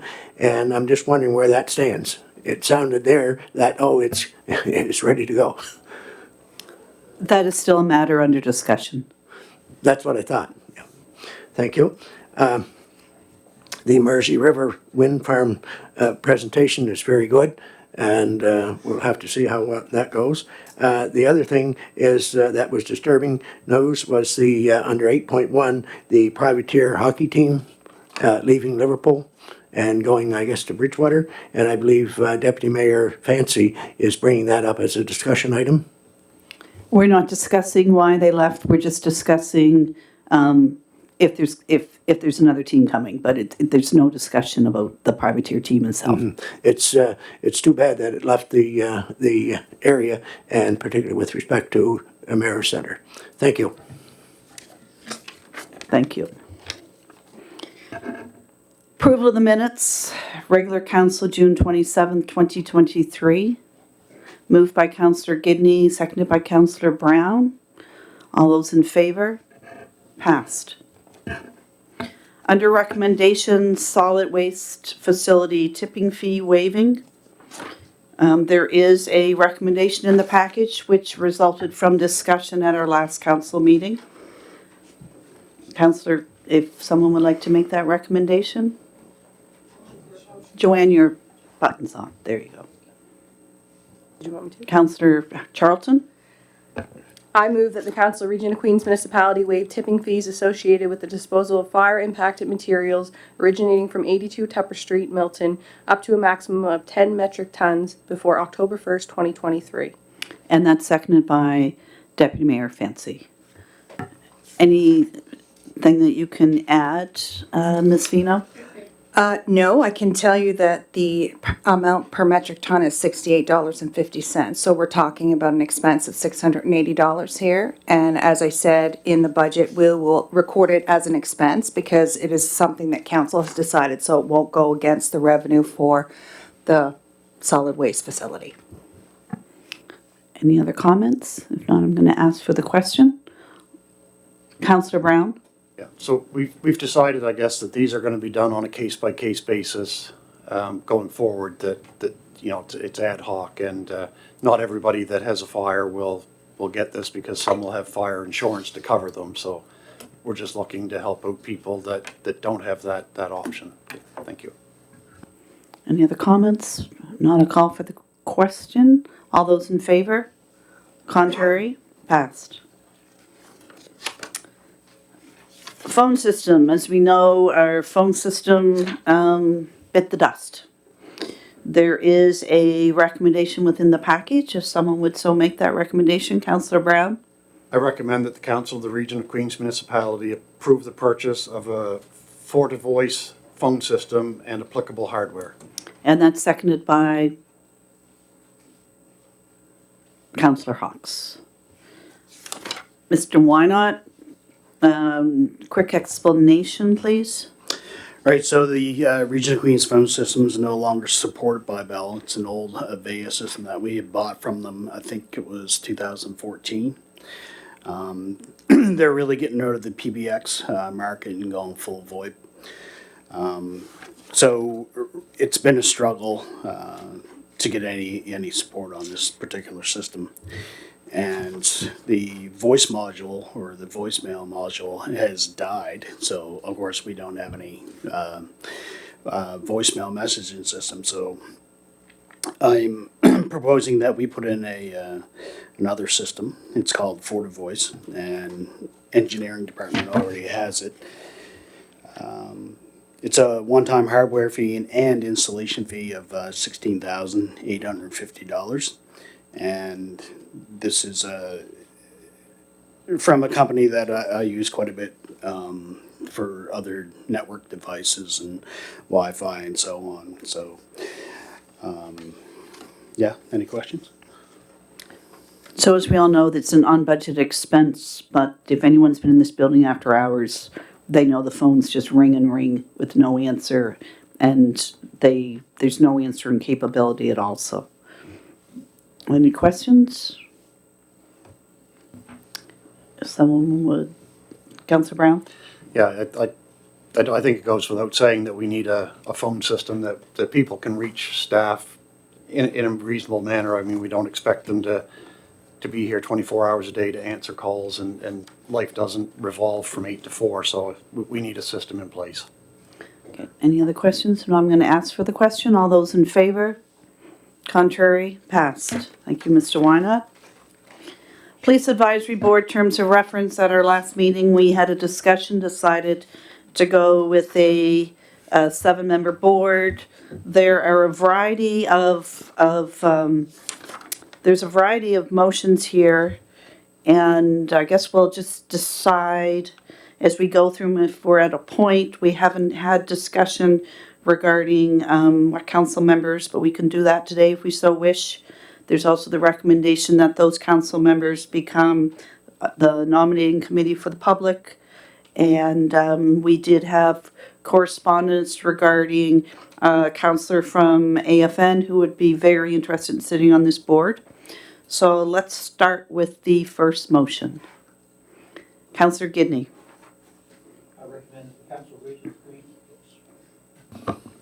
I recommend that the Council of Regional Queens Municipality establish a 7-member police advisory board and approve a term of reference as attached or revised. Seconded by Councillor Charlton.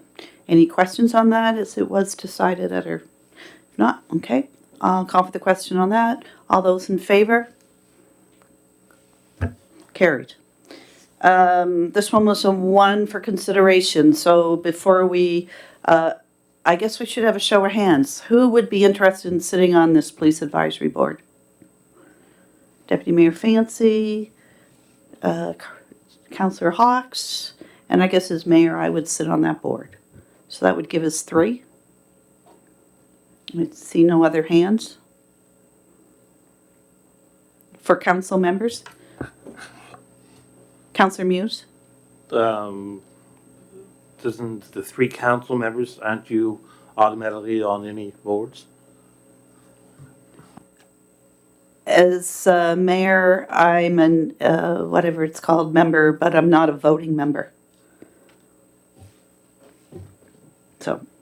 So with that, if someone wants to make a motion, the names would be Councillor Hawks, Deputy Mayor Fancy, and Mayor Norman.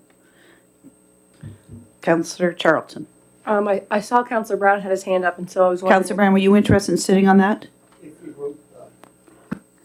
I was interested in sitting on it if you were looking for another councillor to have 3 councillors and the mayor, but if you were looking just to have three members as 2 councillors and the mayor, then I withdraw my. Well, if Deputy Mayor Fancy wants to sit on it, he's more than welcomed, and I'll just attend and do it that way. So it can be Deputy Mayor Fancy, Councillor Hawks, and Councillor Brown. If someone wants to make that motion. Councillor Muse? I really think that we should have one of the councils from the Liverpool area. That would be Deputy Mayor Fancy. Part of his district is from Liverpool, covers Bristol. Bristol, yeah. Any other comments? So we need a motion. Councillor Charlton? I move that the Council of Region of Queens Municipality, I move that council appoint the following 3 council members to the Police Advisory Board to a 2-year term commencing on the first duly called meeting of the Police Advisory Board. Councillor Hawks, Councillor Brown, and Deputy Mayor Fancy. Seconded by Councillor Gidney. Any questions? All those in favor? Understanding with an election next year in 2024, much of this may change, so. But they're 2-year appointments. And the third motion was for consideration that the council members appointed become the nominating committee to review applications. This was not discussed. This is something that our CEO thought, because most councils actually have nominating committees, which we don't have. So I guess before we make that motion, let's make the motion and then discuss it. So there is a motion there for consideration. Deputy Mayor Fancy? I so move that the council appoint the 3 council members appointed to the PAB as an ad hoc nominating committee to review applications and recommend appointments to council for current and future community appointment vacancies on the PAB. And that's seconded by Councillor Romero. Councillor Charlton? Thank you. I'm just wondering if Mr. McDougall could give us a little bit of context about that, because we don't usually do that. So I'm just wondering if that could be provided, please. CEO McDougall? Yeah, thank you. The thinking there is that it would create depending on a committee that would both consider the applications, but I think probably be proactive in recruiting candidates for the Police Advisory Board. Would also give you a more confidential platform to consider applications before names are released publicly. Does that help solve that question? Any other questions or comments before I ask for the question? Councillor Muse? So with the councils that are on there, so would they, I wonder if it'd be looking at the residents that gets picked to be in the other areas of the other councillors? Could you rephrase that, or like, say my district, I'm not on the committee, so would it be, would you look at the residents from my district as being one of the people on the committee? you are as a councillor, you can certainly recommend people to apply for this committee, and I would think that Councillor Hawks, Deputy Mayor Fancy, and Councillor Brown would look at all candidates equally and not show favoritism to those coming from their districts. So even though they may be the ones who are out actively seeking, all of us can also actively seek and encourage people to be on that board. I'm going to ask for the question. All those in favor? Contrary? Passed. And the fourth motion, we did receive a name of someone who's very interested in representing the Indigenous First Nation community. And I did not hear anything about that, any opposition to that. So Councillor Charlton? I move that council appoint the following community member representing the Indigenous community to a 2-year term commencing on the date of the first duly called meeting of the Police Advisory Board. Andrew Francis. Seconded by Councillor Brown. And as we know, Andrew is an active member in our community, works enforcement with the provincial governments in DNR, and is a band councillor member. So we're very fortunate to have a council member of AFN serve on our Police Advisory Committee. So I'm going to ask for the question. All those in favor? Passed. So therefore, there are 2 positions left on that on the board, we did not accept the terms of reference. There was no motion for the terms of reference. All right, for the terms of reference. So we will actively look for someone from North Queens and someone from South Queens for those two other seats. So Mr. Hawks, Councillor Hawks and Councillor Brown, I'm sure between the two of you, you'll come up with several good, and everyone else, representatives from North Queens, and we'll find a South Queens representative. And HVAC replacement.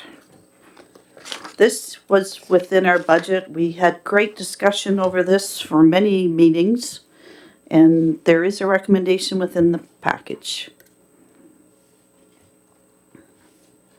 Someone would make that recommendation? 7.4.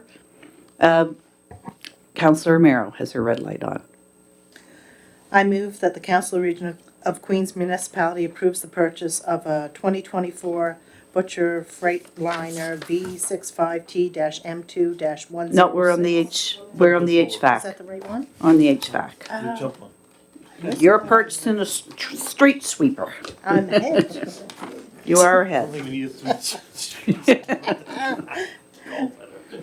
I move that the Council Region of Queens Municipality approves the tender for the replacement of the HVAC system at the Liverpool Business Development Center to Seacoast HVAC at a cost of $1,766,325 plus HST. Seconded by Councillor Gidney. Mr. Garrett. Councillor Romero, would you? All right, so as you're aware, we talked about during budget deliberations that the rooftop unit, which is original to the Liverpool Business Development Center, is due for replacement due to increased maintenance costs and downtime. Following the design that was approved during last fiscal year, a tender was issued for the replacement of that unit as designed. One tender was received from Seacoast HVAC at the cost included $1,700,066,325 plus HST. That's all the information we have. Are there any questions directed? If not, I'm going to ask. Oh, Councillor Muse. So this is two systems, or is it just one system? So it's a so currently right now there's the one rooftop unit that you can see out there. And with multiple tenants and whatnot, it's easier to have separated rooftop units that'll control the systems in that space a lot more efficiently. Any other questions before I answer the question? Councillor Brown.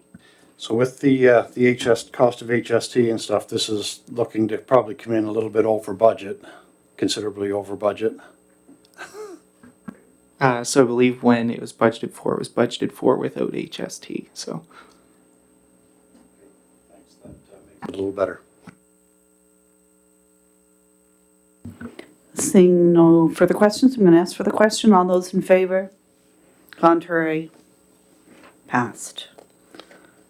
7.5 is another item that was within our the budget, and there is a recommendation for that piece of equipment. Someone would like to make that recommendation? Councillor Charlton. I move that the Council of Region of Queens Municipality approves the purchase of a 2024 Butcher Freightliner V652/M2-106 from Saunders Equipment Limited, Fredericton, New Brunswick, at a price of $388,000 plus HST. Seconded by Councillor Brown. And as we know, a street sweeper does much more than a street sweeper, and it was explained to me the very importance of it for clearing drains, plug, everything. So, Garrett. sure. So the current sweeper that we have, which I believe is a 1995 Ford, for anyone that's been around town while it's sweeping, you can hear it coming from a mile away. It's past its service life. We're currently without a sweeper, so, as you can notice around town. This was included as part of the budget for this year. And tender was issued in June. Two submissions were received, one from Saunders Equipment at $388,000 plus HST, with delivery in March of 2024, and another company for $492,110 with delivery in December of 2023. Based on that, it was decided that the equipment provided by Saunders Equipment would be the best fit for what we have. That piece of equipment not only sweeps streets, but cleans out catch basins not only in the town of Liverpool, but out in Caledonia as well, which has been difficult in recent years due to the failure of our current sweeper to get it out there in one piece. So this unit will help us increase our level of service in Milton and North Queens as well. The unit is also outfitted to help us do light hydro excavation work. In town, water boxes are primarily the issue. So when we go to shut water off for whatever reason, being able to hydro excavate that prevents downtime for our customers. When you're digging with a bucket, the chances of hitting a water line are quite strong. So this will help improve level of service and efficiency throughout our operations in the engineering and works department. And Saunders have given us their complete assurance it will be here by March 1st. So we don't have an unspent, a huge unspent number in our budget, which is going to For sure. show up next year. So in speaking with Saunders, as we're all aware, kind of the industry, trucks and all of that is quite volatile still. They do have a number of units that are arriving. One, I believe, was arriving late January, early February, and then another one in March.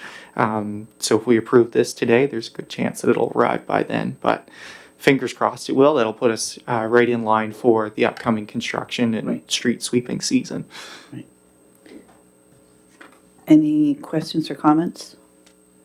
Councillor Romero? So where would the remainder of this amount, the 22,000, where would this be taken from? Because it's over the unbudgeted amount, which was 365 and it's 388. So. When there's unbudgeted, it just comes out of the accounts. It would come out of a reserve. You'll see at the end of the year, for the past several years, there's been surpluses, not intended. However, this amount will come out of our reserves, but because it's unbudgeted for the overrun. If a piece of equipment is budgeted for a certain amount of money, and we go over that amount of money, it does come out of the specific equipment reserve for that. You remember in the budget, there was a small amount at the end, I think it was $138,000 that was set aside for overages in the equipment reserve, because the equipment reserve is running low, so I think we're okay. Any other comments? Not, I'm going to ask for the question. All those in favor? Passed. And a quick discussion on the privateer hockey team. As we know, the team gave us little warning and up and's gone out of town. Deputy Mayor Fancy would like to see staff work toward locating and searching out another team. So I guess the question is, with a head nod, do we believe that that's something that staff should be directed to do? Find another team that would take up that home time in the Queen's Place Arena, correct? A little more than that, but that's the general thing about it. When we have a discussion about the privateer hockey team, we're not having a discussion about them. They are gone. They here approximately 10 years, and we had a very loyal following with them. And just for the public's knowledge, we had an agreement, but it was never signed, so it wasn't something like we couldn't reach an agreement with them. So they've now since have signed on with the LC. Now, Mr. Bottomley has also said that we still have one of the best rinks in the province. So it puts us into a very good position for a location, but to be able to bring it teams in or any other things. It isn't a matter of us just trying to get a team and bring it here, because it doesn't work that way. There's ownerships, there's all kinds of legal ramifications and everything else.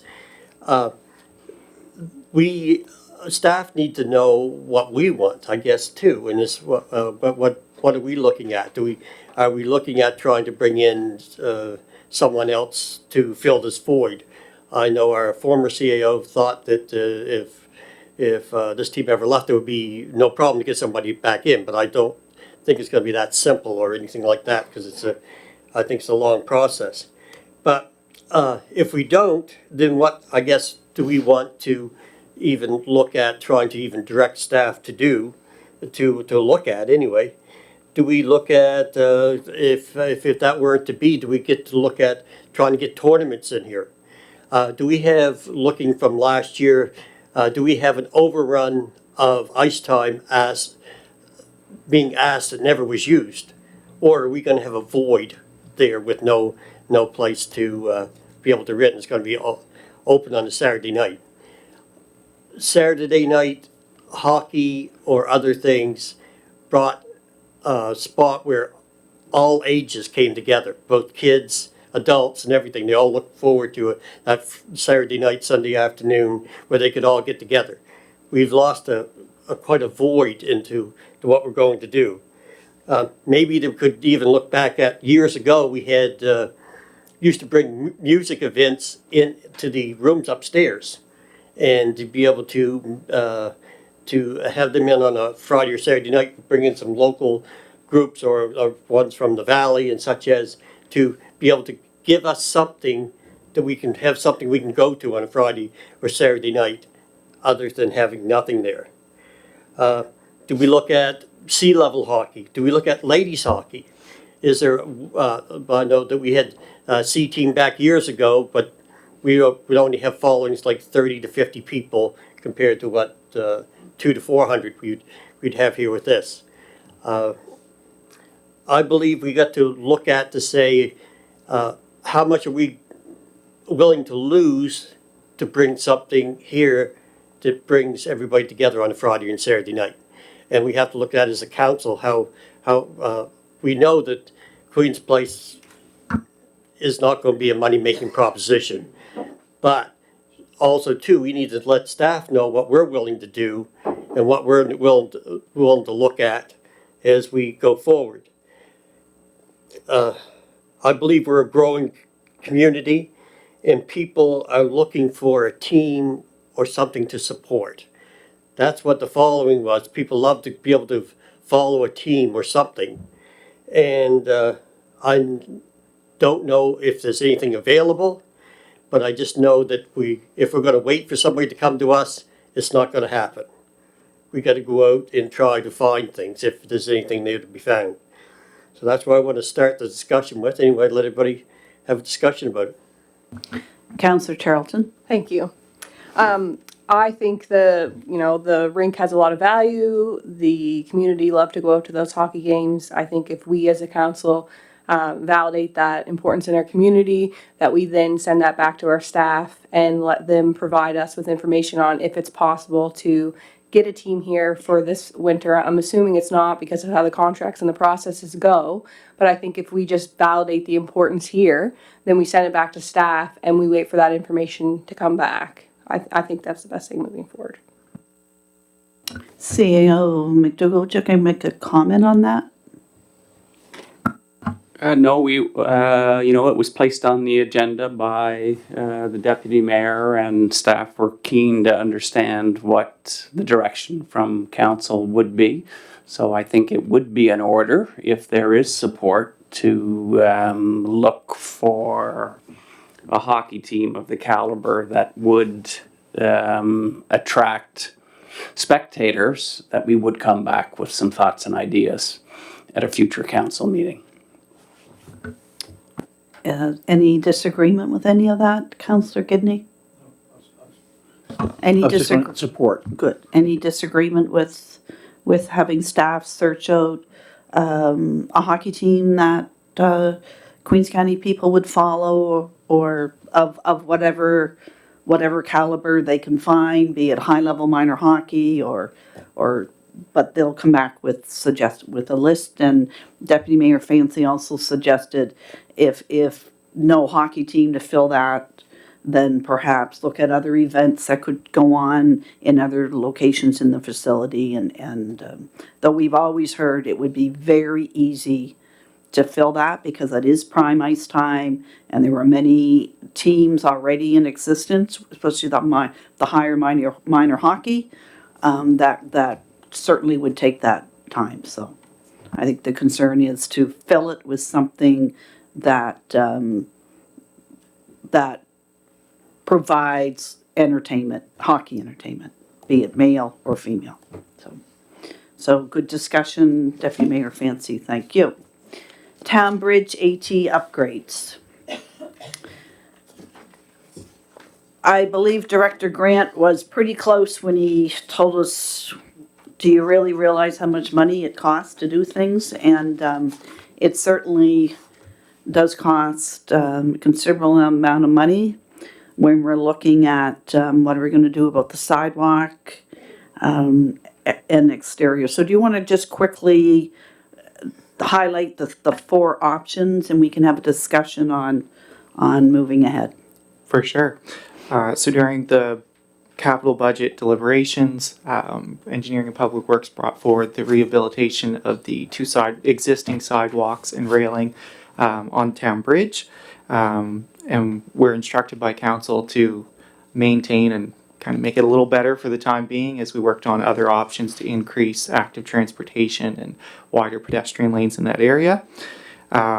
We worked with CBCL, our consultants, to determine a number of options and provide very high level costing. I urge you that it is very high level.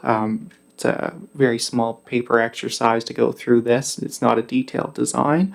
And the options that they came back with included the maintaining of the existing, so what we had originally proposed, so reinstating the sidewalks with the removal of the duct banks, replacement of the railing. That was an estimate of $325,000. Modify the existing, so that was the option where the sidewalk would be taken from one side, expanded on the other. In that step, it's important to note that on both sides, I believe the sidewalk is just shy of 4 feet. You can't take 4 feet from one side and directly translate it to the other and get 8 feet, because there's still curbing that needs to take place and whatnot. That option came in at $700,000. Little more caution on that one, because as we start to realign roads and things like that, we do have significant infrastructure in that area. And I think at the last council meeting, we kind of seen, or during our discussion about some wastewater things, how costly it can be to get involved in pump station upgrades and things like that. So in that area, we have a pump station, the water main comes across there, and Nova Scotia Power has power infrastructure as well. So all important things to consider. An exterior AT corridor, so that would be suspending or hanging a sidewalk type infrastructure off the side of the bridge, the upstream side, so where the force mains currently hang. Again, something else that needs to be considered is that all that infrastructure is there as well. So that would look similar to what's in place in Milton on the new bridge there, so a separate structure or hanging off the side. And the fourth option is a separate AT structure, which would be an independent bridge for AT infrastructure coming across the Mersey. And as you can see, that's a significant cost of $4.4 million. And again, same concerns as before. Where is it going to land? How do all those things work in with the pump stations on either side of the bridge, water mains, and all the other fun infrastructure that takes place in that area?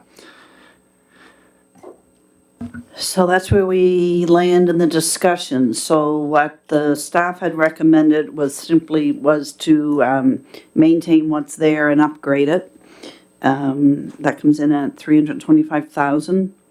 To modify it and shove all the traffic on one side and put pedestrian on one side only is an estimated $700,000, and that's, like you said, high level estimates they don't mean close, they mean pie in the sky. Exactly. So I guess the one thing to consider here is when working with these consultants, we met a few times over Teams, provided them some dimensions and pictures. They haven't actually been to the site. This gives you an order of magnitude, so you can see, that you're in a $300,000 range to update the existing, and your millions of dollars for separate infrastructure. And the timelines with those vary as well, especially when it comes to hanging the additional sidewalk off the side where it's not our bridge, it belongs to the province. So working out agreements with them and working with their engineers to determine if that's suitable for that location as well. So there are varying timelines on all of those options. So I open the floor for discussion. Councillor Charlton. So because the province owns this bridge, I'm just wondering, there must be some funding opportunities, I would like to think. I mean, we have to keep the bridge safe and accessible, so, it was patched up. But if we were to proceed with any of these other options, they're significant in their timeline. So I'm just thinking, what are our options for funding if the province owns it? It has to be safe, it has to be accessible. I'm not in favor of modifying the road. I would be in favor of an exterior corridor if we had some funding from the province that made it attractive for us and not a burden to our taxpayers. So just curious about that. At this point in time, we've patched the sidewalk as it is. We didn't budget to do any repairs this year major. So we have time to look at. I do know people have been in contact with me because they've been in contact with the MLA about painting the bridge, and apparently the province doesn't even paint bridges anymore. We could, though, investigate if they would be willing to cost share on a separate pedestrian, but that is our responsibility. It is responsibility of this municipality for the road and the sidewalk. They're only responsible for the structure, correct? So the structure is the responsibility of the province. I believe paving is cost shared 50-50. If we have luck in getting those funds back, the sidewalk is all of our responsibility, and I believe the railing is also cost shared 50-50. But in answer to you, Councillor Charlton, we could investigate. There's no rush. There's no rush on this, I don't believe. We could investigate to see if there was any possibility of infrastructure funding, or if they would be willing to cost share, because I'm certain $4.4 million guesstimate and $3.4 million guesstimate is sort of out of our league to put a exterior pedestrian. But does council want to just put this on hold until we check into, and CEO McDougall will have to determine who's going to do that, to check to see if there's any possible way that we can provide the province might cost share next year in such a thing, and what a timeline may be? So yes, just in our brief conversation with officials at the Department of Public Works, is that they have no plans right now to do anything maintenance-wise or other to that bridge. It's not in any of their plans. And as well, as far as proceeding with doing additions to the bridge and whatnot, that there's a significant backlog in their engineering side to review those plans and move forward. Just would add, it was a year or two ago, there was a Build Canada Green funding stream where applications were called for from municipalities. I don't know if Queens applied for any projects, but other municipalities were successful in getting funding for active transportation infrastructure such as sidewalks. active transportation bridges and projects like this. I haven't heard that there's another call imminent, but it's likely to be an area that both the provincial and federal government are interested in supporting active transportation networks. So it could be next year, it could be the year after, it could be sometime after that. But I would be optimistic that there would be another round like a Build Canada rather than a Nova Scotia Public Works direct funding for a cost share. So we'll wait and put it on a burner, or is there anything we could do to prepare? Deputy Mayor Fancy?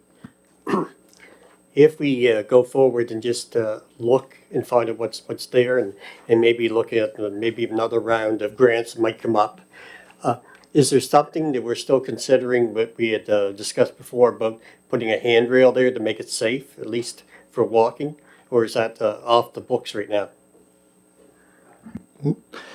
So the work that was budgeted for this year has all been completed. It was just a repair to make it safe to travel over without any of those tripping hazards and whatnot. If you're talking about a railing on the traffic side, I guess, of the sidewalk, there's not enough room there to make that. I know there was previously a wire rope railing or something of that nature many years ago. But there's no room there to put in a well-designed railing. No, I was talking about on the bridge side, not the traffic side, to put something along on there so you could be able to hold on to when you walk along for somebody who's unsteady or the wind or whatever it may be. For sure. And again, that comes back to the railing is not in the best of shape. So attaching something to that is a fairly large scale project that we wouldn't want to really undertake putting a railing on there just to take it off in a few years when the railing needs to eventually be replaced, unless that's something that council wishes. But again, it wasn't budgeted for.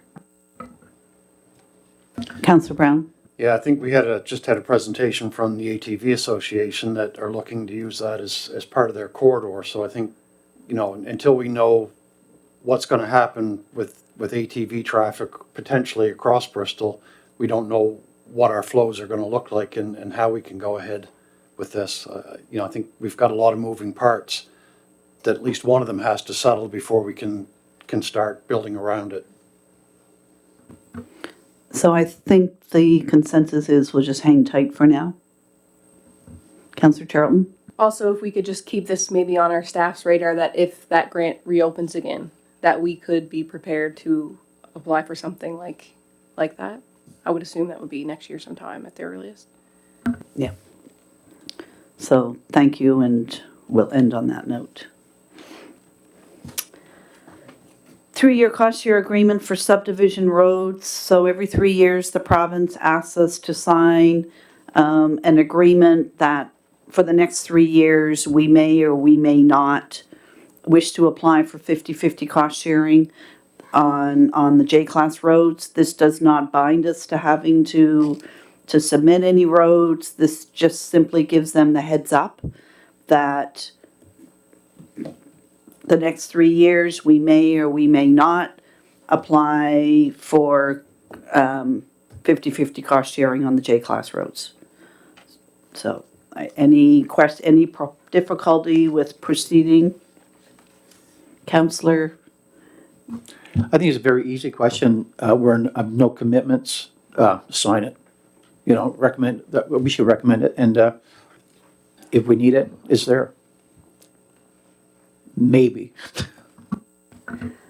Any disagreement with signing? Anyone disagrees with signing this agreement that would cover council for the next 3 years?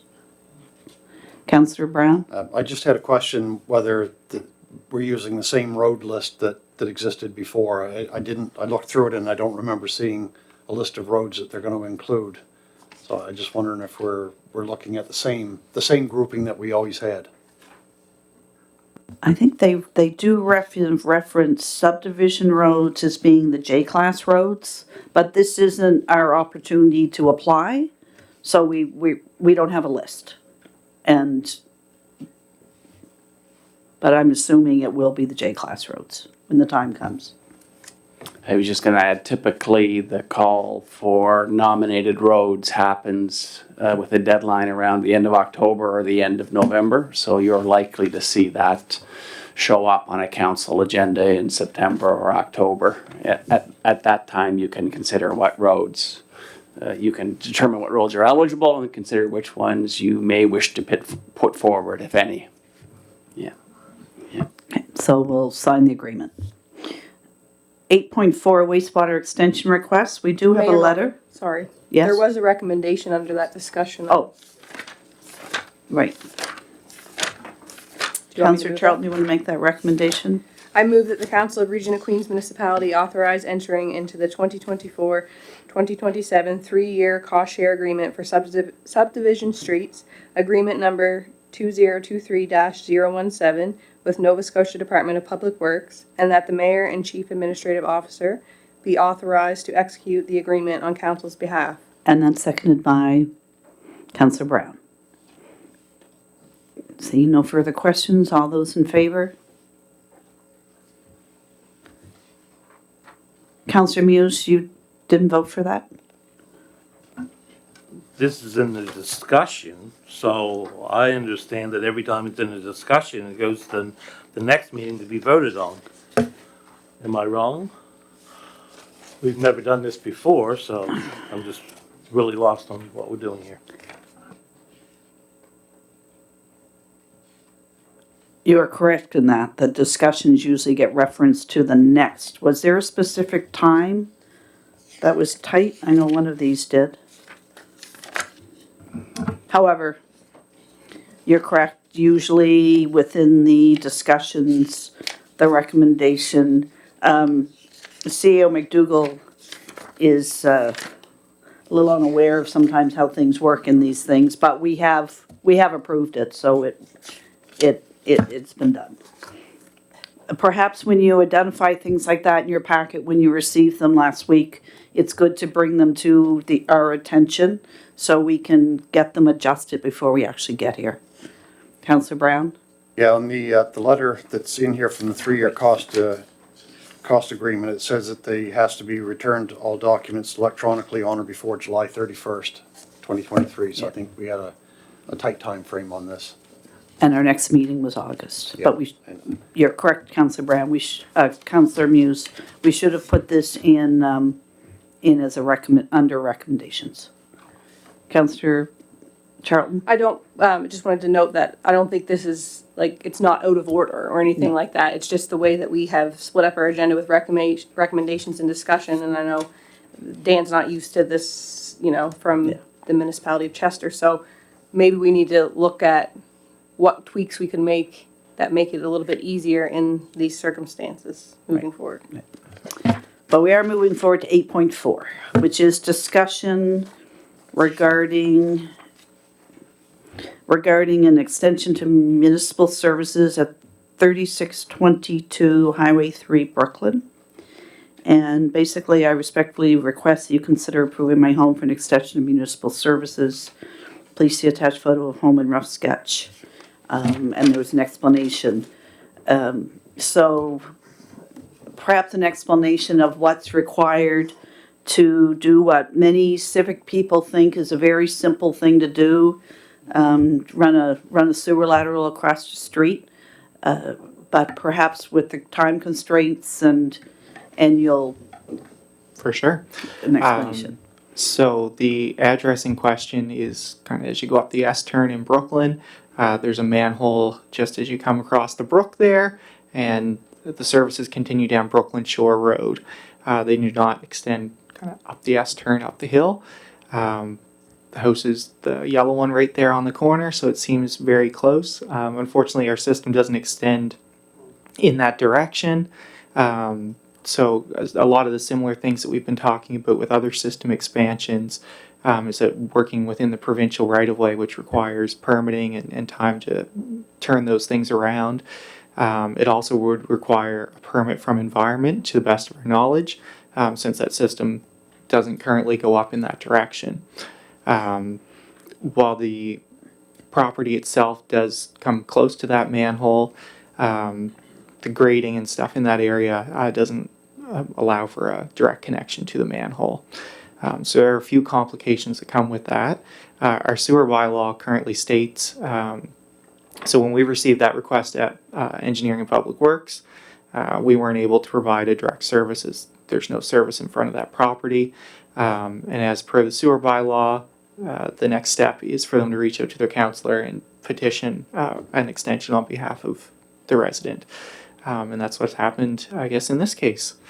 So it's kind of at council's discretion, but it is a fairly lengthy process to get that to occur. And there are a number of residents that do request from time to time. A lot of the side streets, Maple and whatnot, as you go down through Brooklyn, services, and they're not connected to the current system, so those would all be system expansions. So I guess just urging you that whatever decisions we make do have other implications on our budget and time as well. Comments? Councillor Amaro? Mike has done extensive work to this property and it does look great. Do we have any type of estimate or approximate estimate of how much it would be as far as cost? And do we have any future plans for any extensions up any of those streets in Brooklyn? So as far as costs go, I haven't had the chance to estimate or even take a look at that. I know there was significant rock in the area, which does delay things as well. And working in those areas with, so typically when we do construction in town, we kind of close the street or do a lane change and change to one way. That wouldn't be permitted in that area, so there's a lot of costs associated with traffic control and flagging, as well as manholes and other things going up through that area. As far as expansions, based on our capital plan, we're kind of looking at keeping things internal and fixing some of the issues that we've identified in the last little while and continuing those separation projects. So it's not on our radar for any system expansions at this point. Any other comments? So are council in agreement that a letter or Mr. Townsend be contacted and communicated stating that at this point in time, and perhaps staff could help compose that letter, due to restraints and issues with the system we have to make alterations to, that at this point in time, the request cannot be granted? Is there any hope for future? Is there any hope for looking at, I know Hillside, people have very questionable wells on Hillside because of all the runoff. Brooklyn, really, many people down there want sewer extension, but we know from our new housing requests and everything else. Any idea of what timeline would ever look at? That would all be at council's discretion. So we kind of... Councillor Charlton. I think that we are aware that we have to create essentially a master plan with our wastewater system, Right. and so I don't think that we can look at a request like this. Currently, we have, huge developments that are trying to come in, and we have implications with our wastewater there. So I think until we know where we stand with that and what we're looking at, how we're expanding that, I think it would be unfair to consider one property when there's other areas that have asked for the same. That's my opinion. So we'll issue communication back with Michael Townsend, probably today. So he'll be aware, because he was aware. And perhaps Councillor Romero, as your district, we'll talk. Thank you. One in-camera item, if I could have a motion to move in camera. Moved by Councillor Charlton, seconded by Councillor Gidney. All those in favor? Thank you.